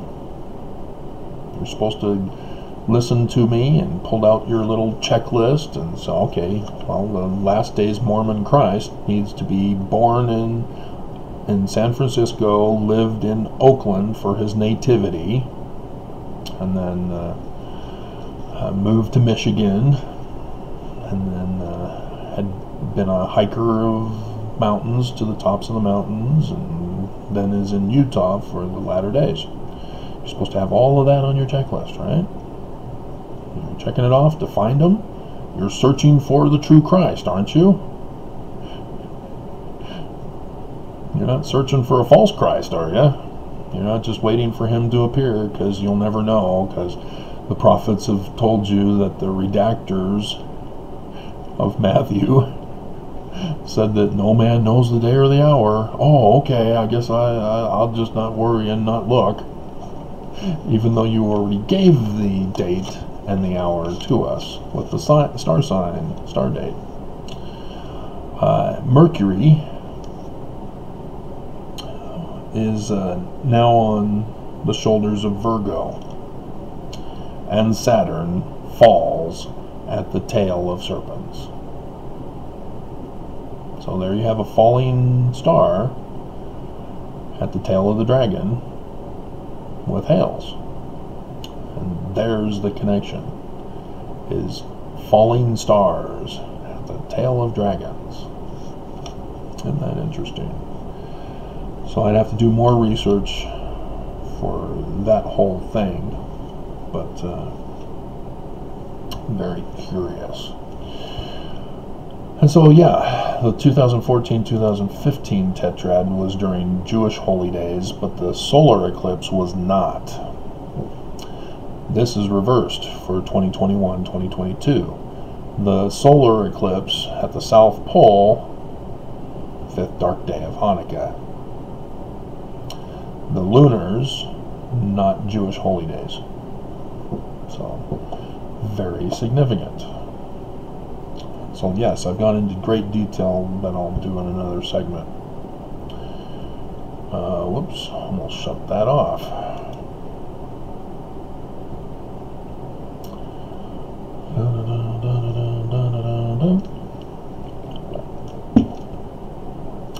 And then the eclipses with prophets' deaths shown again.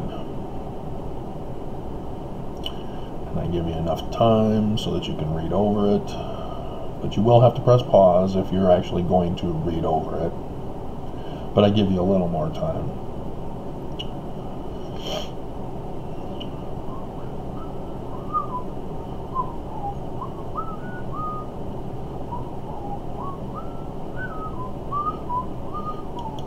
Okay, and then I made this picture of the 2021-2022 lunar tetrad showing the dates for each eclipse with the solar on the 5th dark day of Hanukkah, patterned after the other one.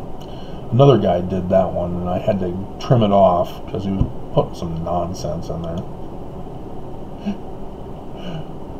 You might be able to catch a glimpse of his nonsense with the solar eclipse part. Alright, so here's the one I had to edit. It's when Monson died. First shall be last, last shall be first. See, first were the apostles dying, then Monson. And now it appears Nelson's going to die first. I'm checking. This is part of the test. You don't just do one test and say, oh, I'm good, I'm fine, I figured it out, everything's fine. No, you keep testing. You do other types of testing to see if it confirms the original theory. You know, for Paleo-Hebrew, I had to test it against the actual linear script of the hieroglyphic characters from Egyptian. And then once that was confirmed, I didn't stop there. I went to Paleo-Greek, tested it with that, tested it with Greek, then went to Chinese, tested it with Chinese. And so yes, I confirmed that, and then I can keep confirming the script through the vocabulary tests, and I've been doing those for you on my videos, talking about David being son Amen. All that's part of the test to confirm the script. So here we have Monson, and I correct it. I cross out the 02, and it doesn't seem very prominent of a cross out, but I put 10:01 p.m. below it because it may be significant, but I won't know until something happens, and they tell us. If the news doesn't tell us, we may never know. And so then the sign in the heavens, the tail of the dragon, Draco, Revelation 12:4, quadrant and meteor showers. And then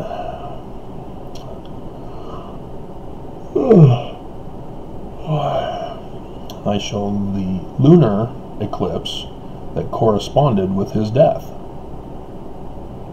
That was the longest super blood blue wolf total lunar eclipse full moon, 31st of January 2018. Technically it's not a wolf because it's a blue, but it's in January, which his was the wolf moon. The super moon was on the 1st, but carried over onto the 2nd. The 2 days were considered the super full moon. That's how super it was. And so I throw in wolf because it's in the January month for the blue moon.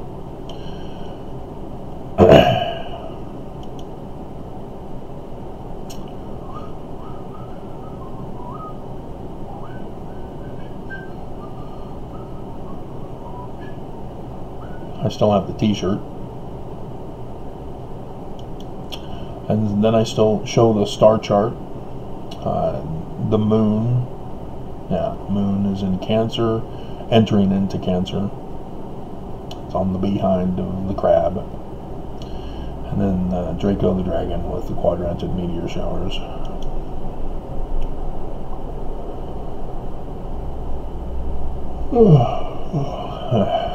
And there I show Mars with Jupiter. See, Jupiter is supposed to be the true Christ. The Church of Jesus Christ of Latter-day Saints are supposed to know this guy and hand over the keys of authority to him. But nope, Nelson takes over and is Mars. So, isn't that interesting? At the top of the scales of judgment. And so, you think that's what God's program is? Wilford Woodruff? Now, in the latter days, you're supposed to reject giving the keys of authority to the true Christ of Mormons? Well, if you've created a different Christ and made an idol god image of him, probably not. You're probably going to say no, just like Pharaoh said no to Moses. Alright, and so there's the 31st of January. Mars is now being judged, and the moon is now at the head of the crab.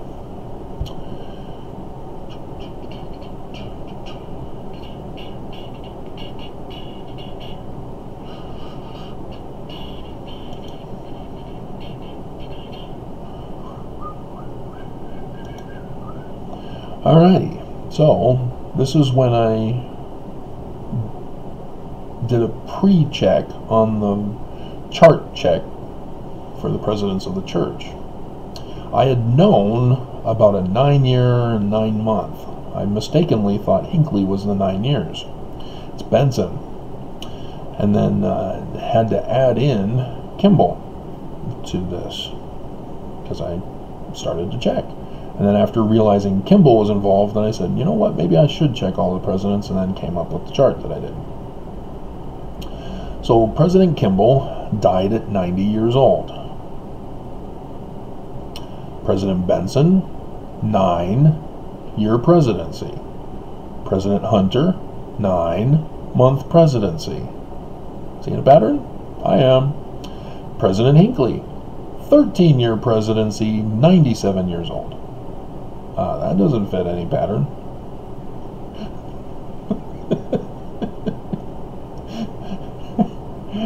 But it does in the bigger picture. Because who replaced him? Monson, who died at 90 years old, and Nelson took over. Nelson was born on 9/9. Technically 9/7, because September comes from the 7th month as a meaning of the word. Septem, octem, novem, decem.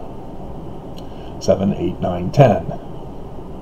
So why is it 9, 10, 11, 12 months?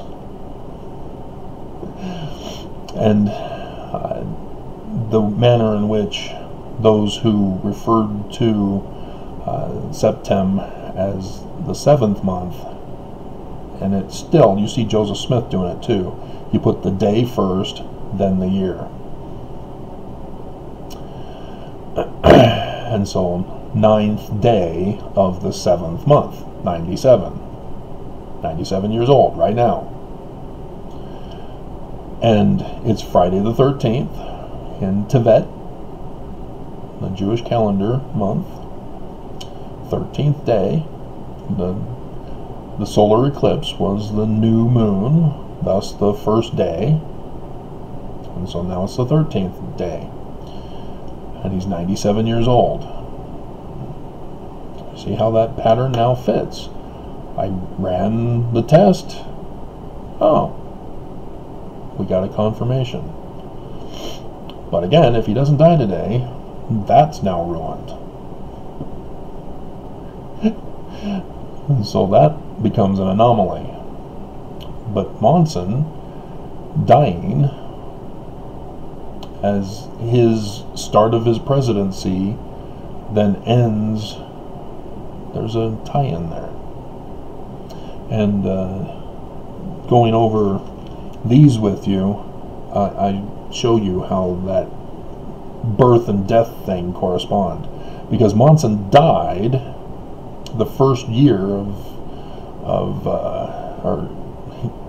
his birthday was in the first year of the latter days, the 21st of August 2017, the first day of darkness over the whole United States of America.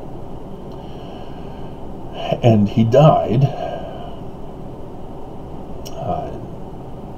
at 90 years old. And so the birth and death thing coincides. So Samuel Elamanite, the birth and death sign of Jesus, not Jesus, it's star dates he's giving us from Lehi's dream in the beginning of the book.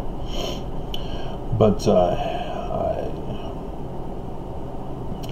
the birth of the actual Christ of Mormons, the mortal man, mortal parents, 17th of March 1970 is what I've found out to be his birthday. And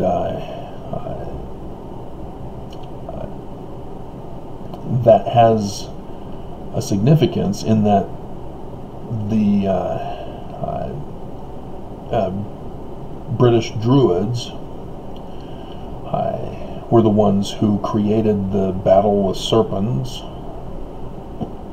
the snakes chased out of Ireland. They were chased out of Ireland long before that. They created a prophecy of him. So his celebration day is the birth of the future Christ, of whom the British Druids were prophesying of. And they were sun gods. Emmanuel, sun at noonday, sun god of the Egyptians. And that birthday is the death day of St. Patrick. They knew what they were doing. And so it is kind of confusing to those who are clueless. They're like, this is his death date, not his actual birth date, that is being celebrated on the 17th of March. And so when you go back to church history, what's celebrated on the 17th of March? Well, nothing anymore. Nelson canceled the women's conference. He has silenced women again. And this time the cry hasn't been big enough to bring it back. Yeah, March 17th, 1842, Joseph Smith organized the priesthood organization of women. Called it the Relief Society, but it said it's the same pattern as the men's organization of the priesthood. Even pointed out Aaronic priesthood offices of deacon and teacher for the Relief Society. Right there in the talk. And Oakes instead has been quoted as saying it is not God's program to give women the priesthood. Joseph gave it to him. So whose program? So yeah. And this I've also been doing because if it happens and Nelson dies, Oakes takes over. So now I got to say, okay, well, can I find out when Oakes will die? So that's what all this was about. And we might have something on that. But we have to wait. It's still a hypothesis at the moment. So, very significant how there are patterns and reverse patterns and sub-patterns that are all taking effect in here. And again, 13, Friday the 13th, Knights Templar, when they attack on them. This is a reminder, you know, just like the church reminded me of the 13th when on my second wedding by putting me in room number 13 at the Salt Lake Temple. So Nelson is the 17th president. Next is number 18. 18 equals 9 plus 9. 2, remember 21st night. So Nelson's 97th birthday, 9/9/2021. September means 7th month. 21 days left in September. 31 days in October. 30 days in November. 17 days in December. 99 days. Holy crap. Who could have figured that one out? God.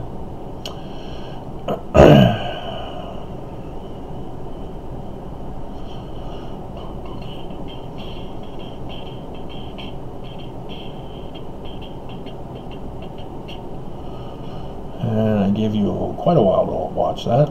Alright, so 2 sets of 99 during a tetrad, 2 sets of lunar eclipses with a solar eclipse in between.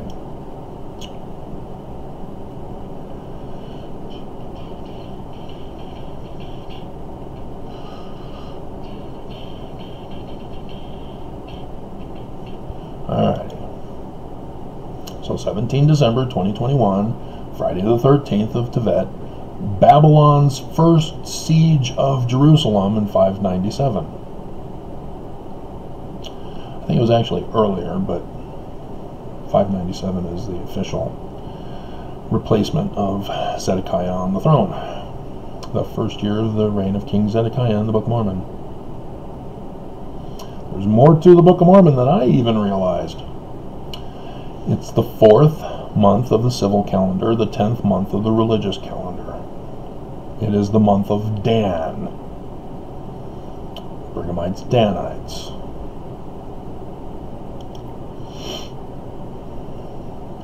Do you remember? Remember.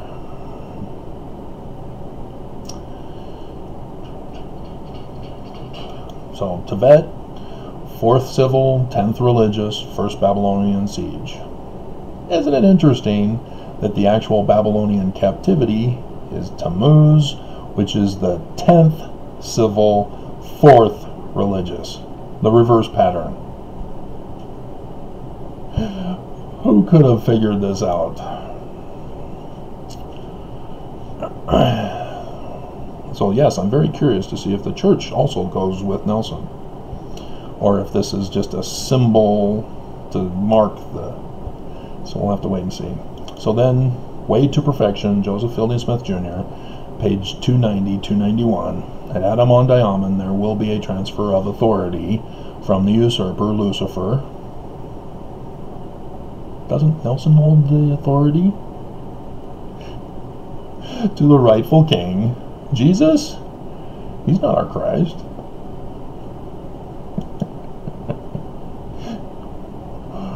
Would they be willing to give it up to the true Christ? Or does somebody have to take it from them and then give it to the true Christ? So yes, the keystone, Salt Lake Temple, essential principle or part of a policy, system, etc., on which all else depends. There it is on the Mormon temple at headquarters. So very disturbing.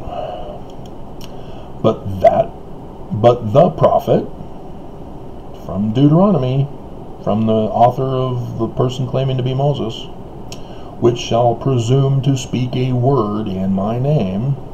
He did last night, or yesterday.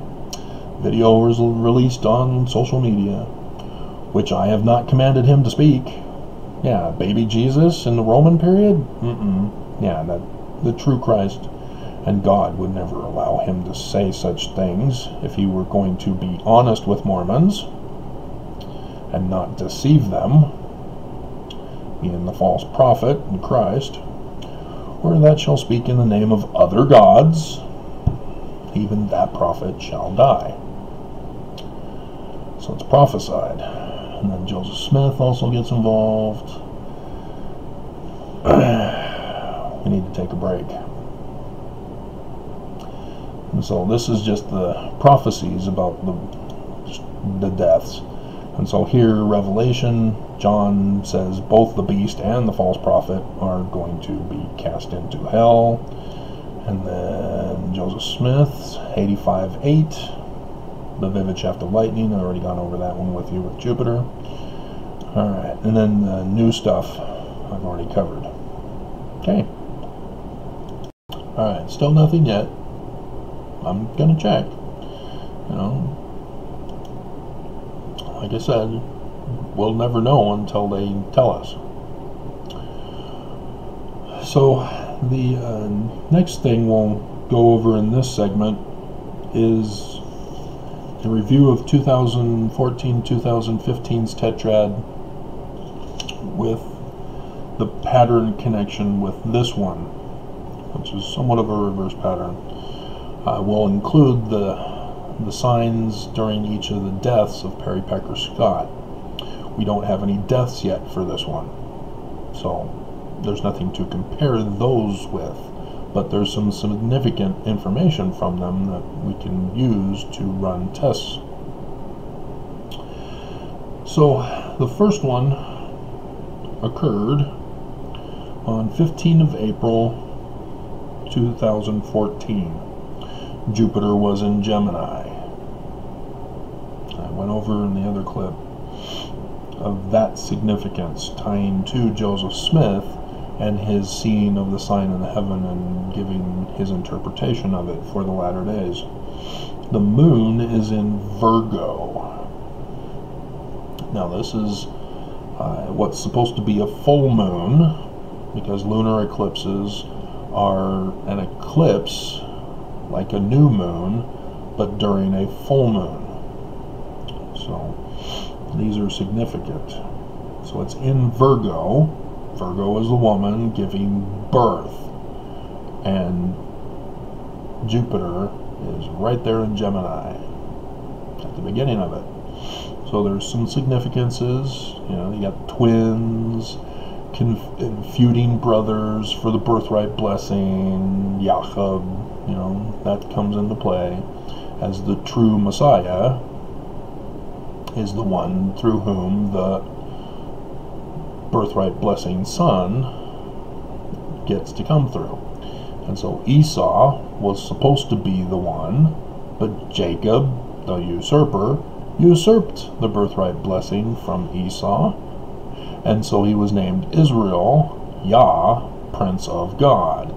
Now he is going to be the seed through whom Messiah will come. From that selections from the book of Moses, chapter 7, verse 53. And so why did Nelson not know this? Translating it incorrectly?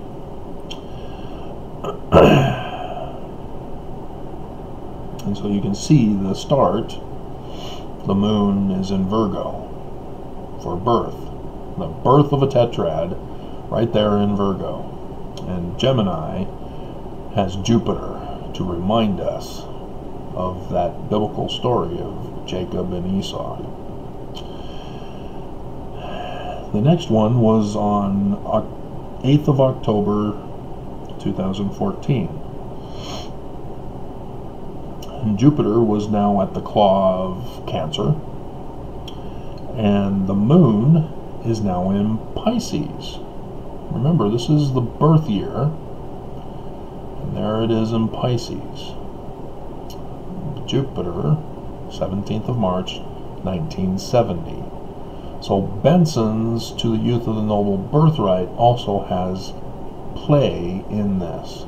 Not just his, the Constitution will not be saved in Washington, Joseph Smith is a fallen false prophet, I'm the true prophet now, and we're going to destroy America. By Benson. And so yes, you got another birth sign. Pisces and Virgo are birth signs. Then the solar eclipse on 20th of March 2015.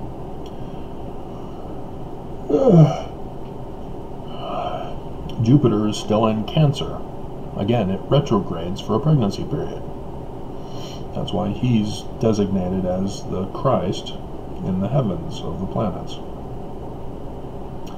The eclipse is in Pisces. This is significant when we get to April 2024.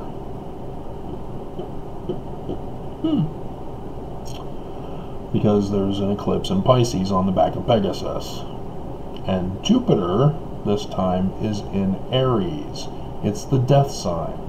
Samson goes over the 3 solar eclipses of the latter days over America. The first, 21st of August 2017, in the constellation of Leo, the lion. Samson kills a lion. Samson is the Sun King.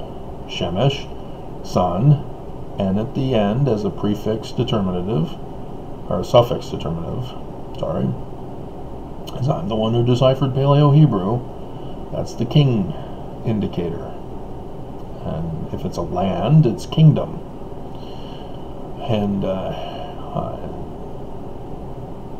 so that gives us the date in the story of Samson, star date. The next, Samson's first wife is assassinated. She's murdered, along with her father, represented by the sun. The Sun King Samson is on earth. Father is in heaven. The Sun King. Same name. Isaiah. Ammon. Ammon. Father Ammon. Son Ammon. Same thing. Father and the son. So the father and his daughter, who was the first wife of Samson, are murdered by burning. It's an annular eclipse, this time in Virgo, 14 October 2023. So that's a prediction. Hasn't happened yet. But I'm willing to take any bets to the contrary. The higher you go, the more you get to show.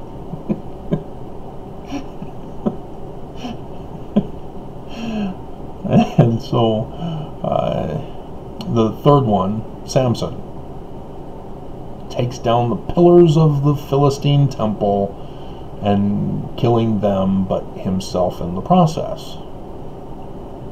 The final one in Pisces, where he, Jupiter, Samson, the Sun King, is in Aries. So, significant. And its position in Aries is also significant, because with this solar eclipse, the final tetrad of this one is significant, but we'll get to that.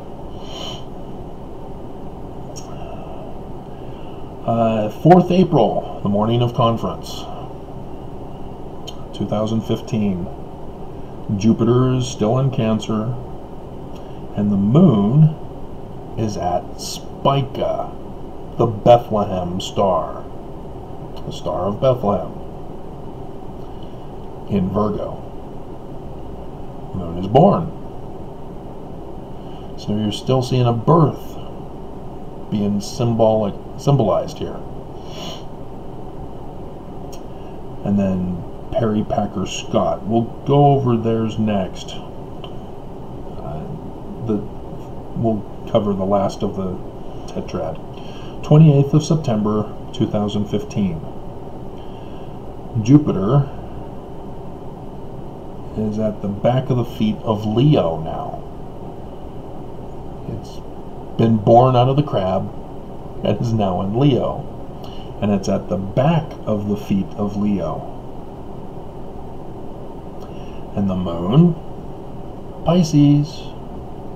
So you're seeing birth and death being trampled on by the feet of Leo the lion. But the moon is in Pisces when it is eclipsed. Birth and death symbolized together as one.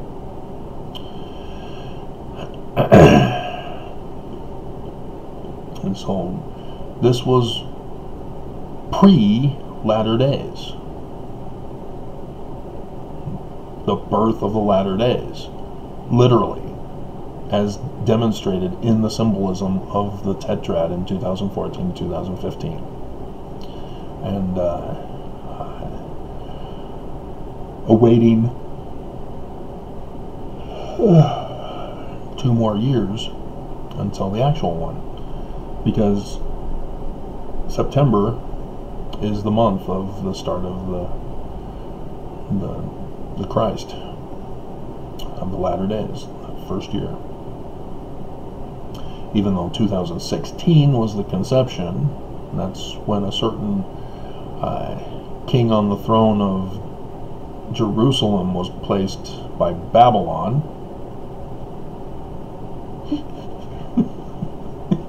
In the first year, 2017. See, that was code. Can you figure out the code? If you can't, I'm surprised.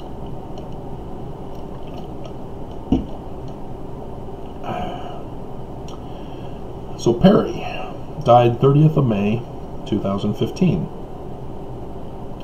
The moon was 12 days old, and was at the feet of Virgo, trampled on by Virgo. The mother betrayed him.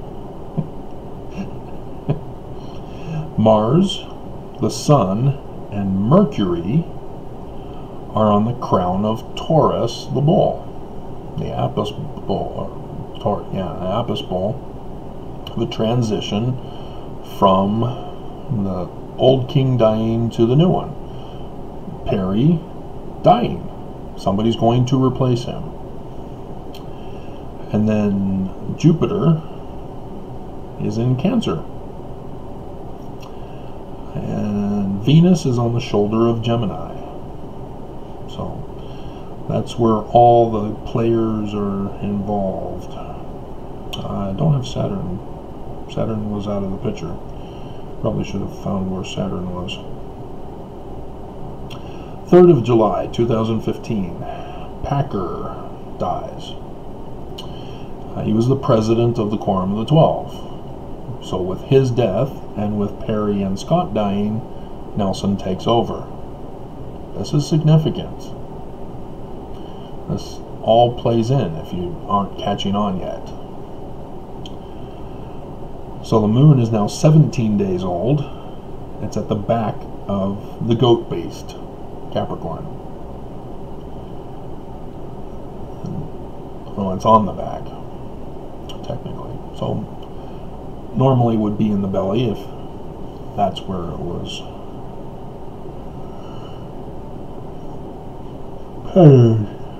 patterned to be in. What's interesting is Venus next year, pulls a stunt of going out of the realm. It does a figure 8 pattern, but it's going in the upward pattern to the Shield constellation. So that was kind of interesting. The Sun and Mars were in Gemini, and so you see the dualism that's going on there. Jupiter and Venus are in conjunction at Leo, and Mercury is at the horn of Taurus, which is at the flaming torch of Orion, the club. I call it a flaming torch. It's the club that beats the animal that's in his other arm up in the sky. This is Osiris for the Egyptians, that constellation.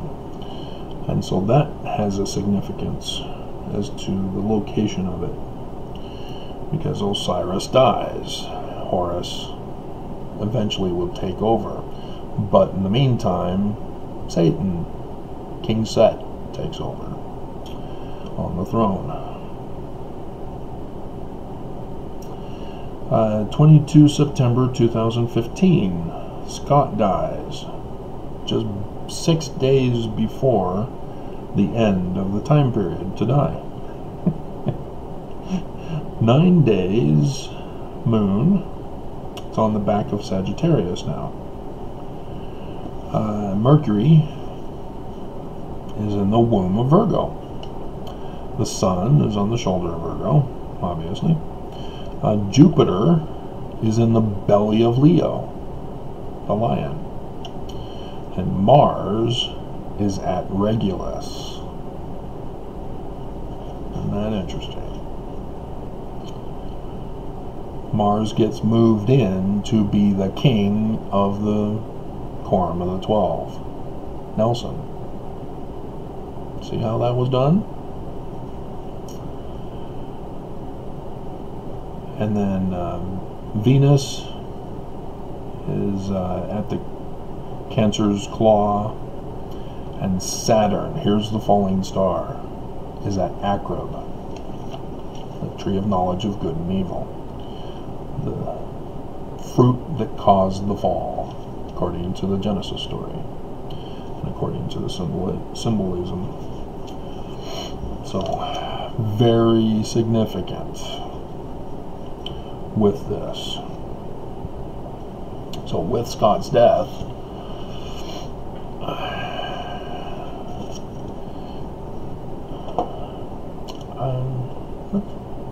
indulge me for a little bit, just a touch, a little bit. Let's see, it was under Monson,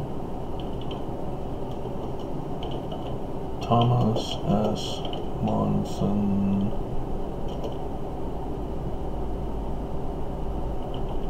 Quorum of 12.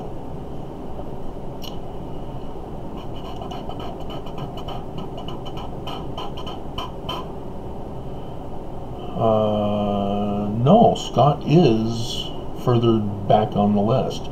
Perry and Packer were before Nelson.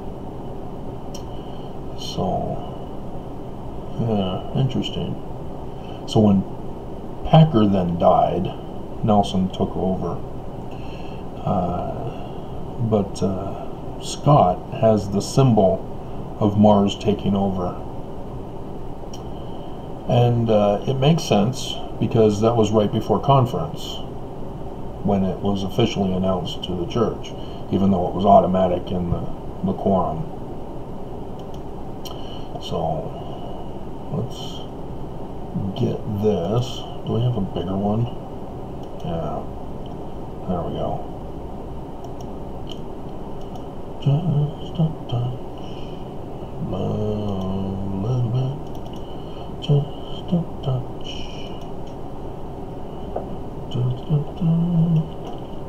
Monson 12.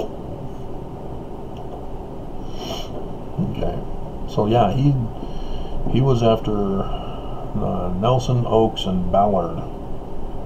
So if he's still alive, he'd still not be in any of the leadership positions.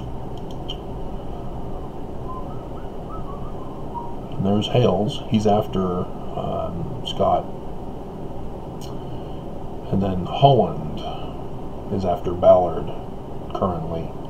And then Bednar, Cook, Christofferson, Anderson, and then the new guys that replaced the three and Hales. Interesting. Okay. So yeah. Alright. 21 to 22.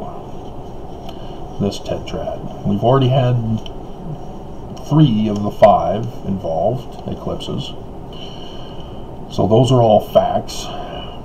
So we have the other 2 that are predictions currently. Anybody want to take your bets against me? The moon on the 26th of May 2021 was in Ophiuchus, the throne of God. And so this is now coronation themed.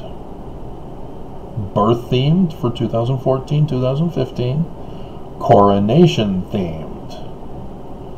The first year of the latter days, birth themed. The last year of the latter days, coronation themed. Just see how God has set this up. This is just remarkable.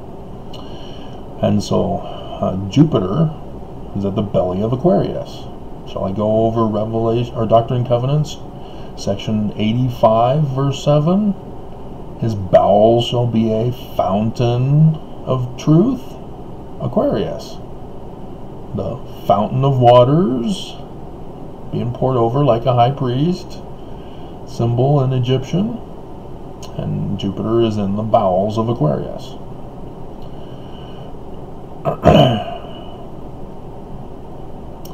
Coronation, the anointing, the washing, in this particular case, with anointing. So the washing of Jupiter, the moon anointed. See how this is working out? This is awesome. So November 19th, 2021, there was too much to put where I wanted to put it, so I put it down below at the starred portion. Jupiter is now at the tail of Capricorn, the falling of the Christ. And Mars is at the top of Libra. That's where Nelson was when Monson died. Mars was back on top of Libra again, as Jupiter has fallen at the tail of the goat beast. But it's an eclipse, so it reverses it.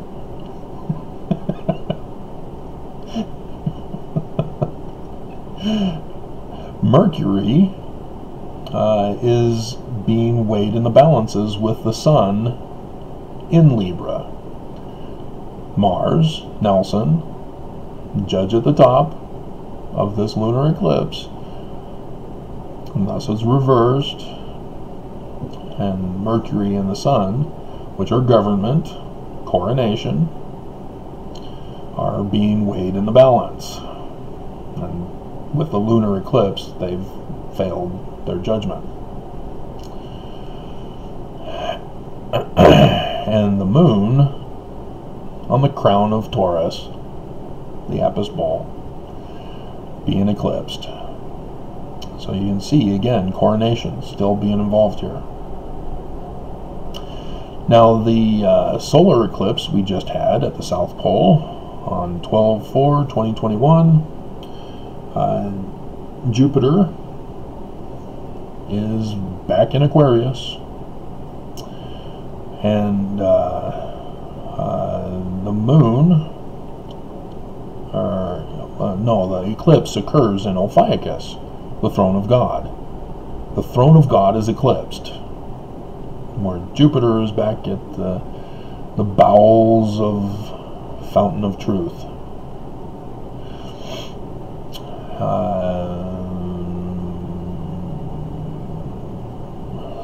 Something 10, Mercury, Mars, Libra.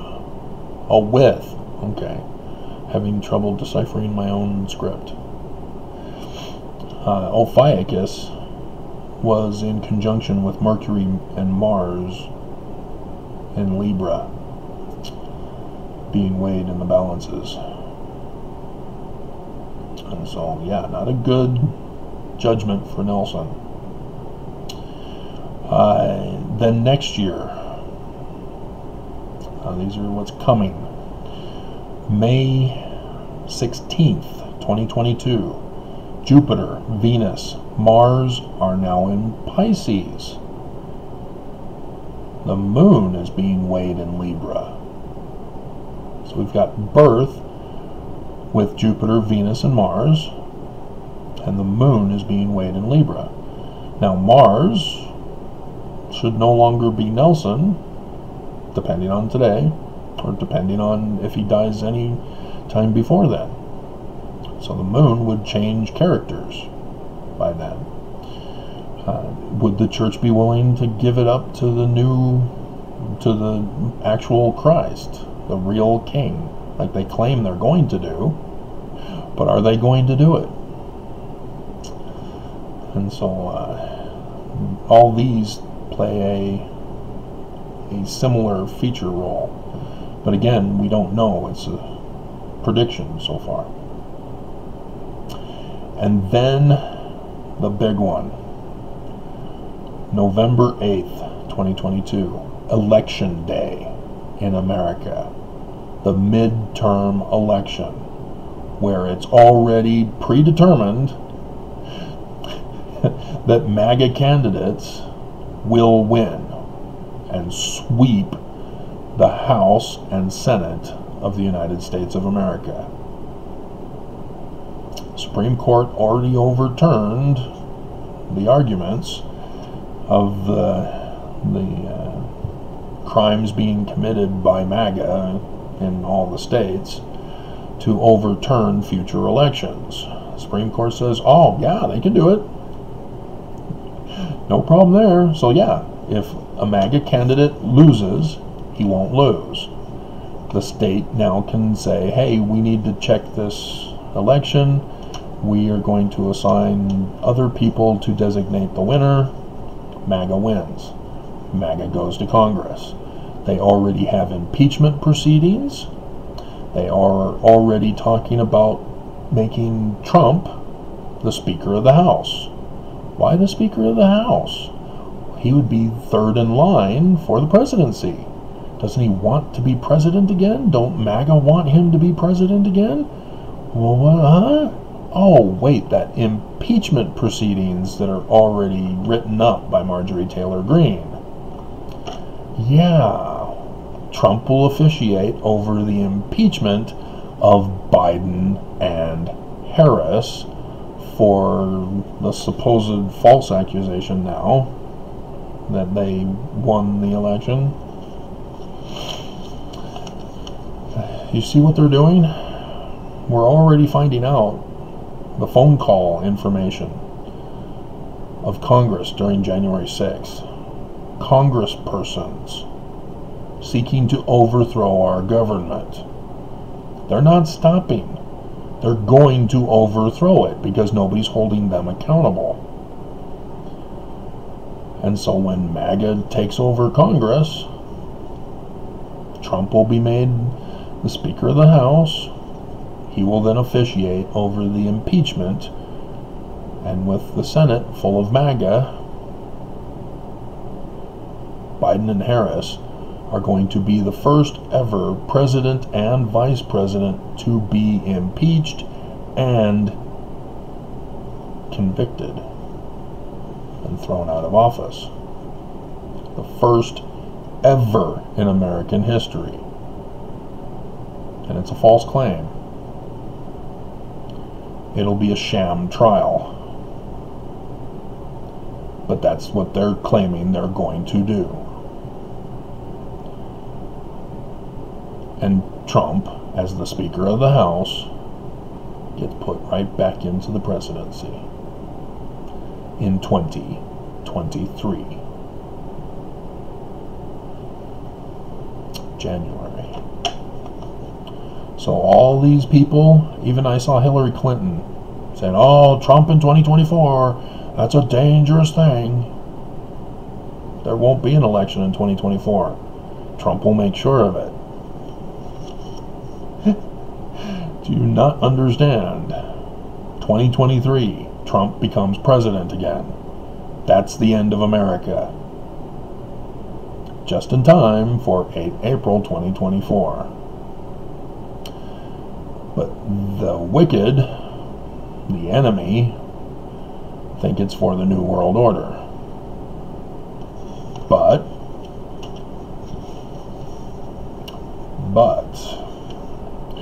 so Sun, Mercury, and Venus are all, at the top of Libra.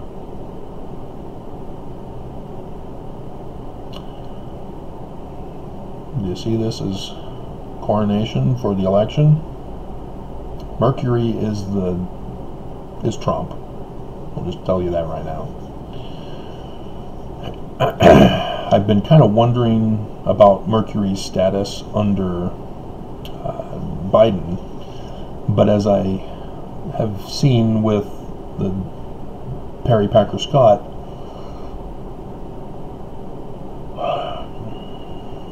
it wasn't Trump back then, and it was being used in a general concept for coronation, for government officiation. They are the governing body of the church. So the symbolism applies in that specific case. And so with the church, Mercury is playing a dual role here, as the election is going to be fraudulent. We already know it is. And Trump will be made Speaker of the House to become president. And so Mercury applies to government, but also church government, because there's a lunar eclipse involved with this as well, even though the Sun and Mercury are at the top of Libra, because Venus is also there. Anybody remember Captain Moroni? Yeah. So the question is, when will the church fall? If it's not with Nelson's death, because Oakes would then just take over, when would the fall occur? So this is what I have to reevaluate if the church does not fall today with Nelson. And if Nelson doesn't fall, then I've got to reevaluate for Nelson. And it's going to be tough. You know, I did do some checking, but this is going to be hard to beat if he doesn't die today. But Jupiter is now in Pisces, his birth constellation, 17th of March, 1970. The moon, Aries, the death constellation, and the moon, blood red, in Aries.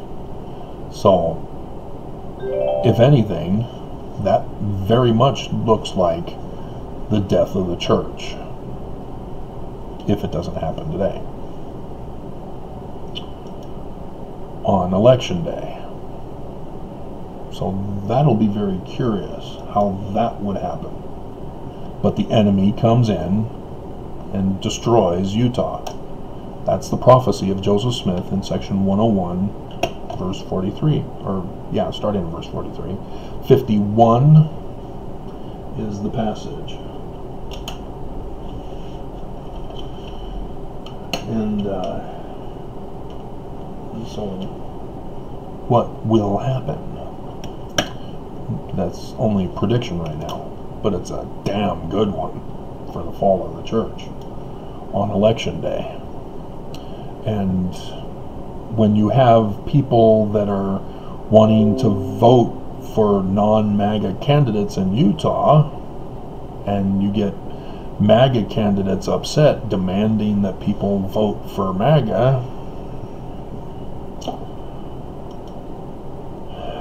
you're going to get violence.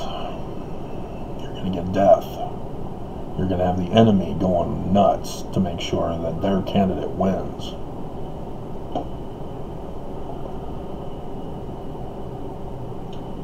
So hang on. It's going to be wild. But again, remember Moroni, Captain Moroni, title of liberty, goes in to get rid of the king men. MAGA want a king. They want a king on the throne of America. They want to do away with the Constitution, do away with our rights and privileges and freedoms, and make it the white master race with a king on the throne. That's what they've wanted from the beginning of our nation. They came in, infiltrated America to overthrow it and return to a monarchy. Now they're implementing what they plotted way back then. And the Smiths were a part of this and warned us with the Book of Mormon. So, alrighty. Now, the remaining clip will be whatever happens today. So, yeah, it'll be a separate clip, and then it'll be included in this big, massive video.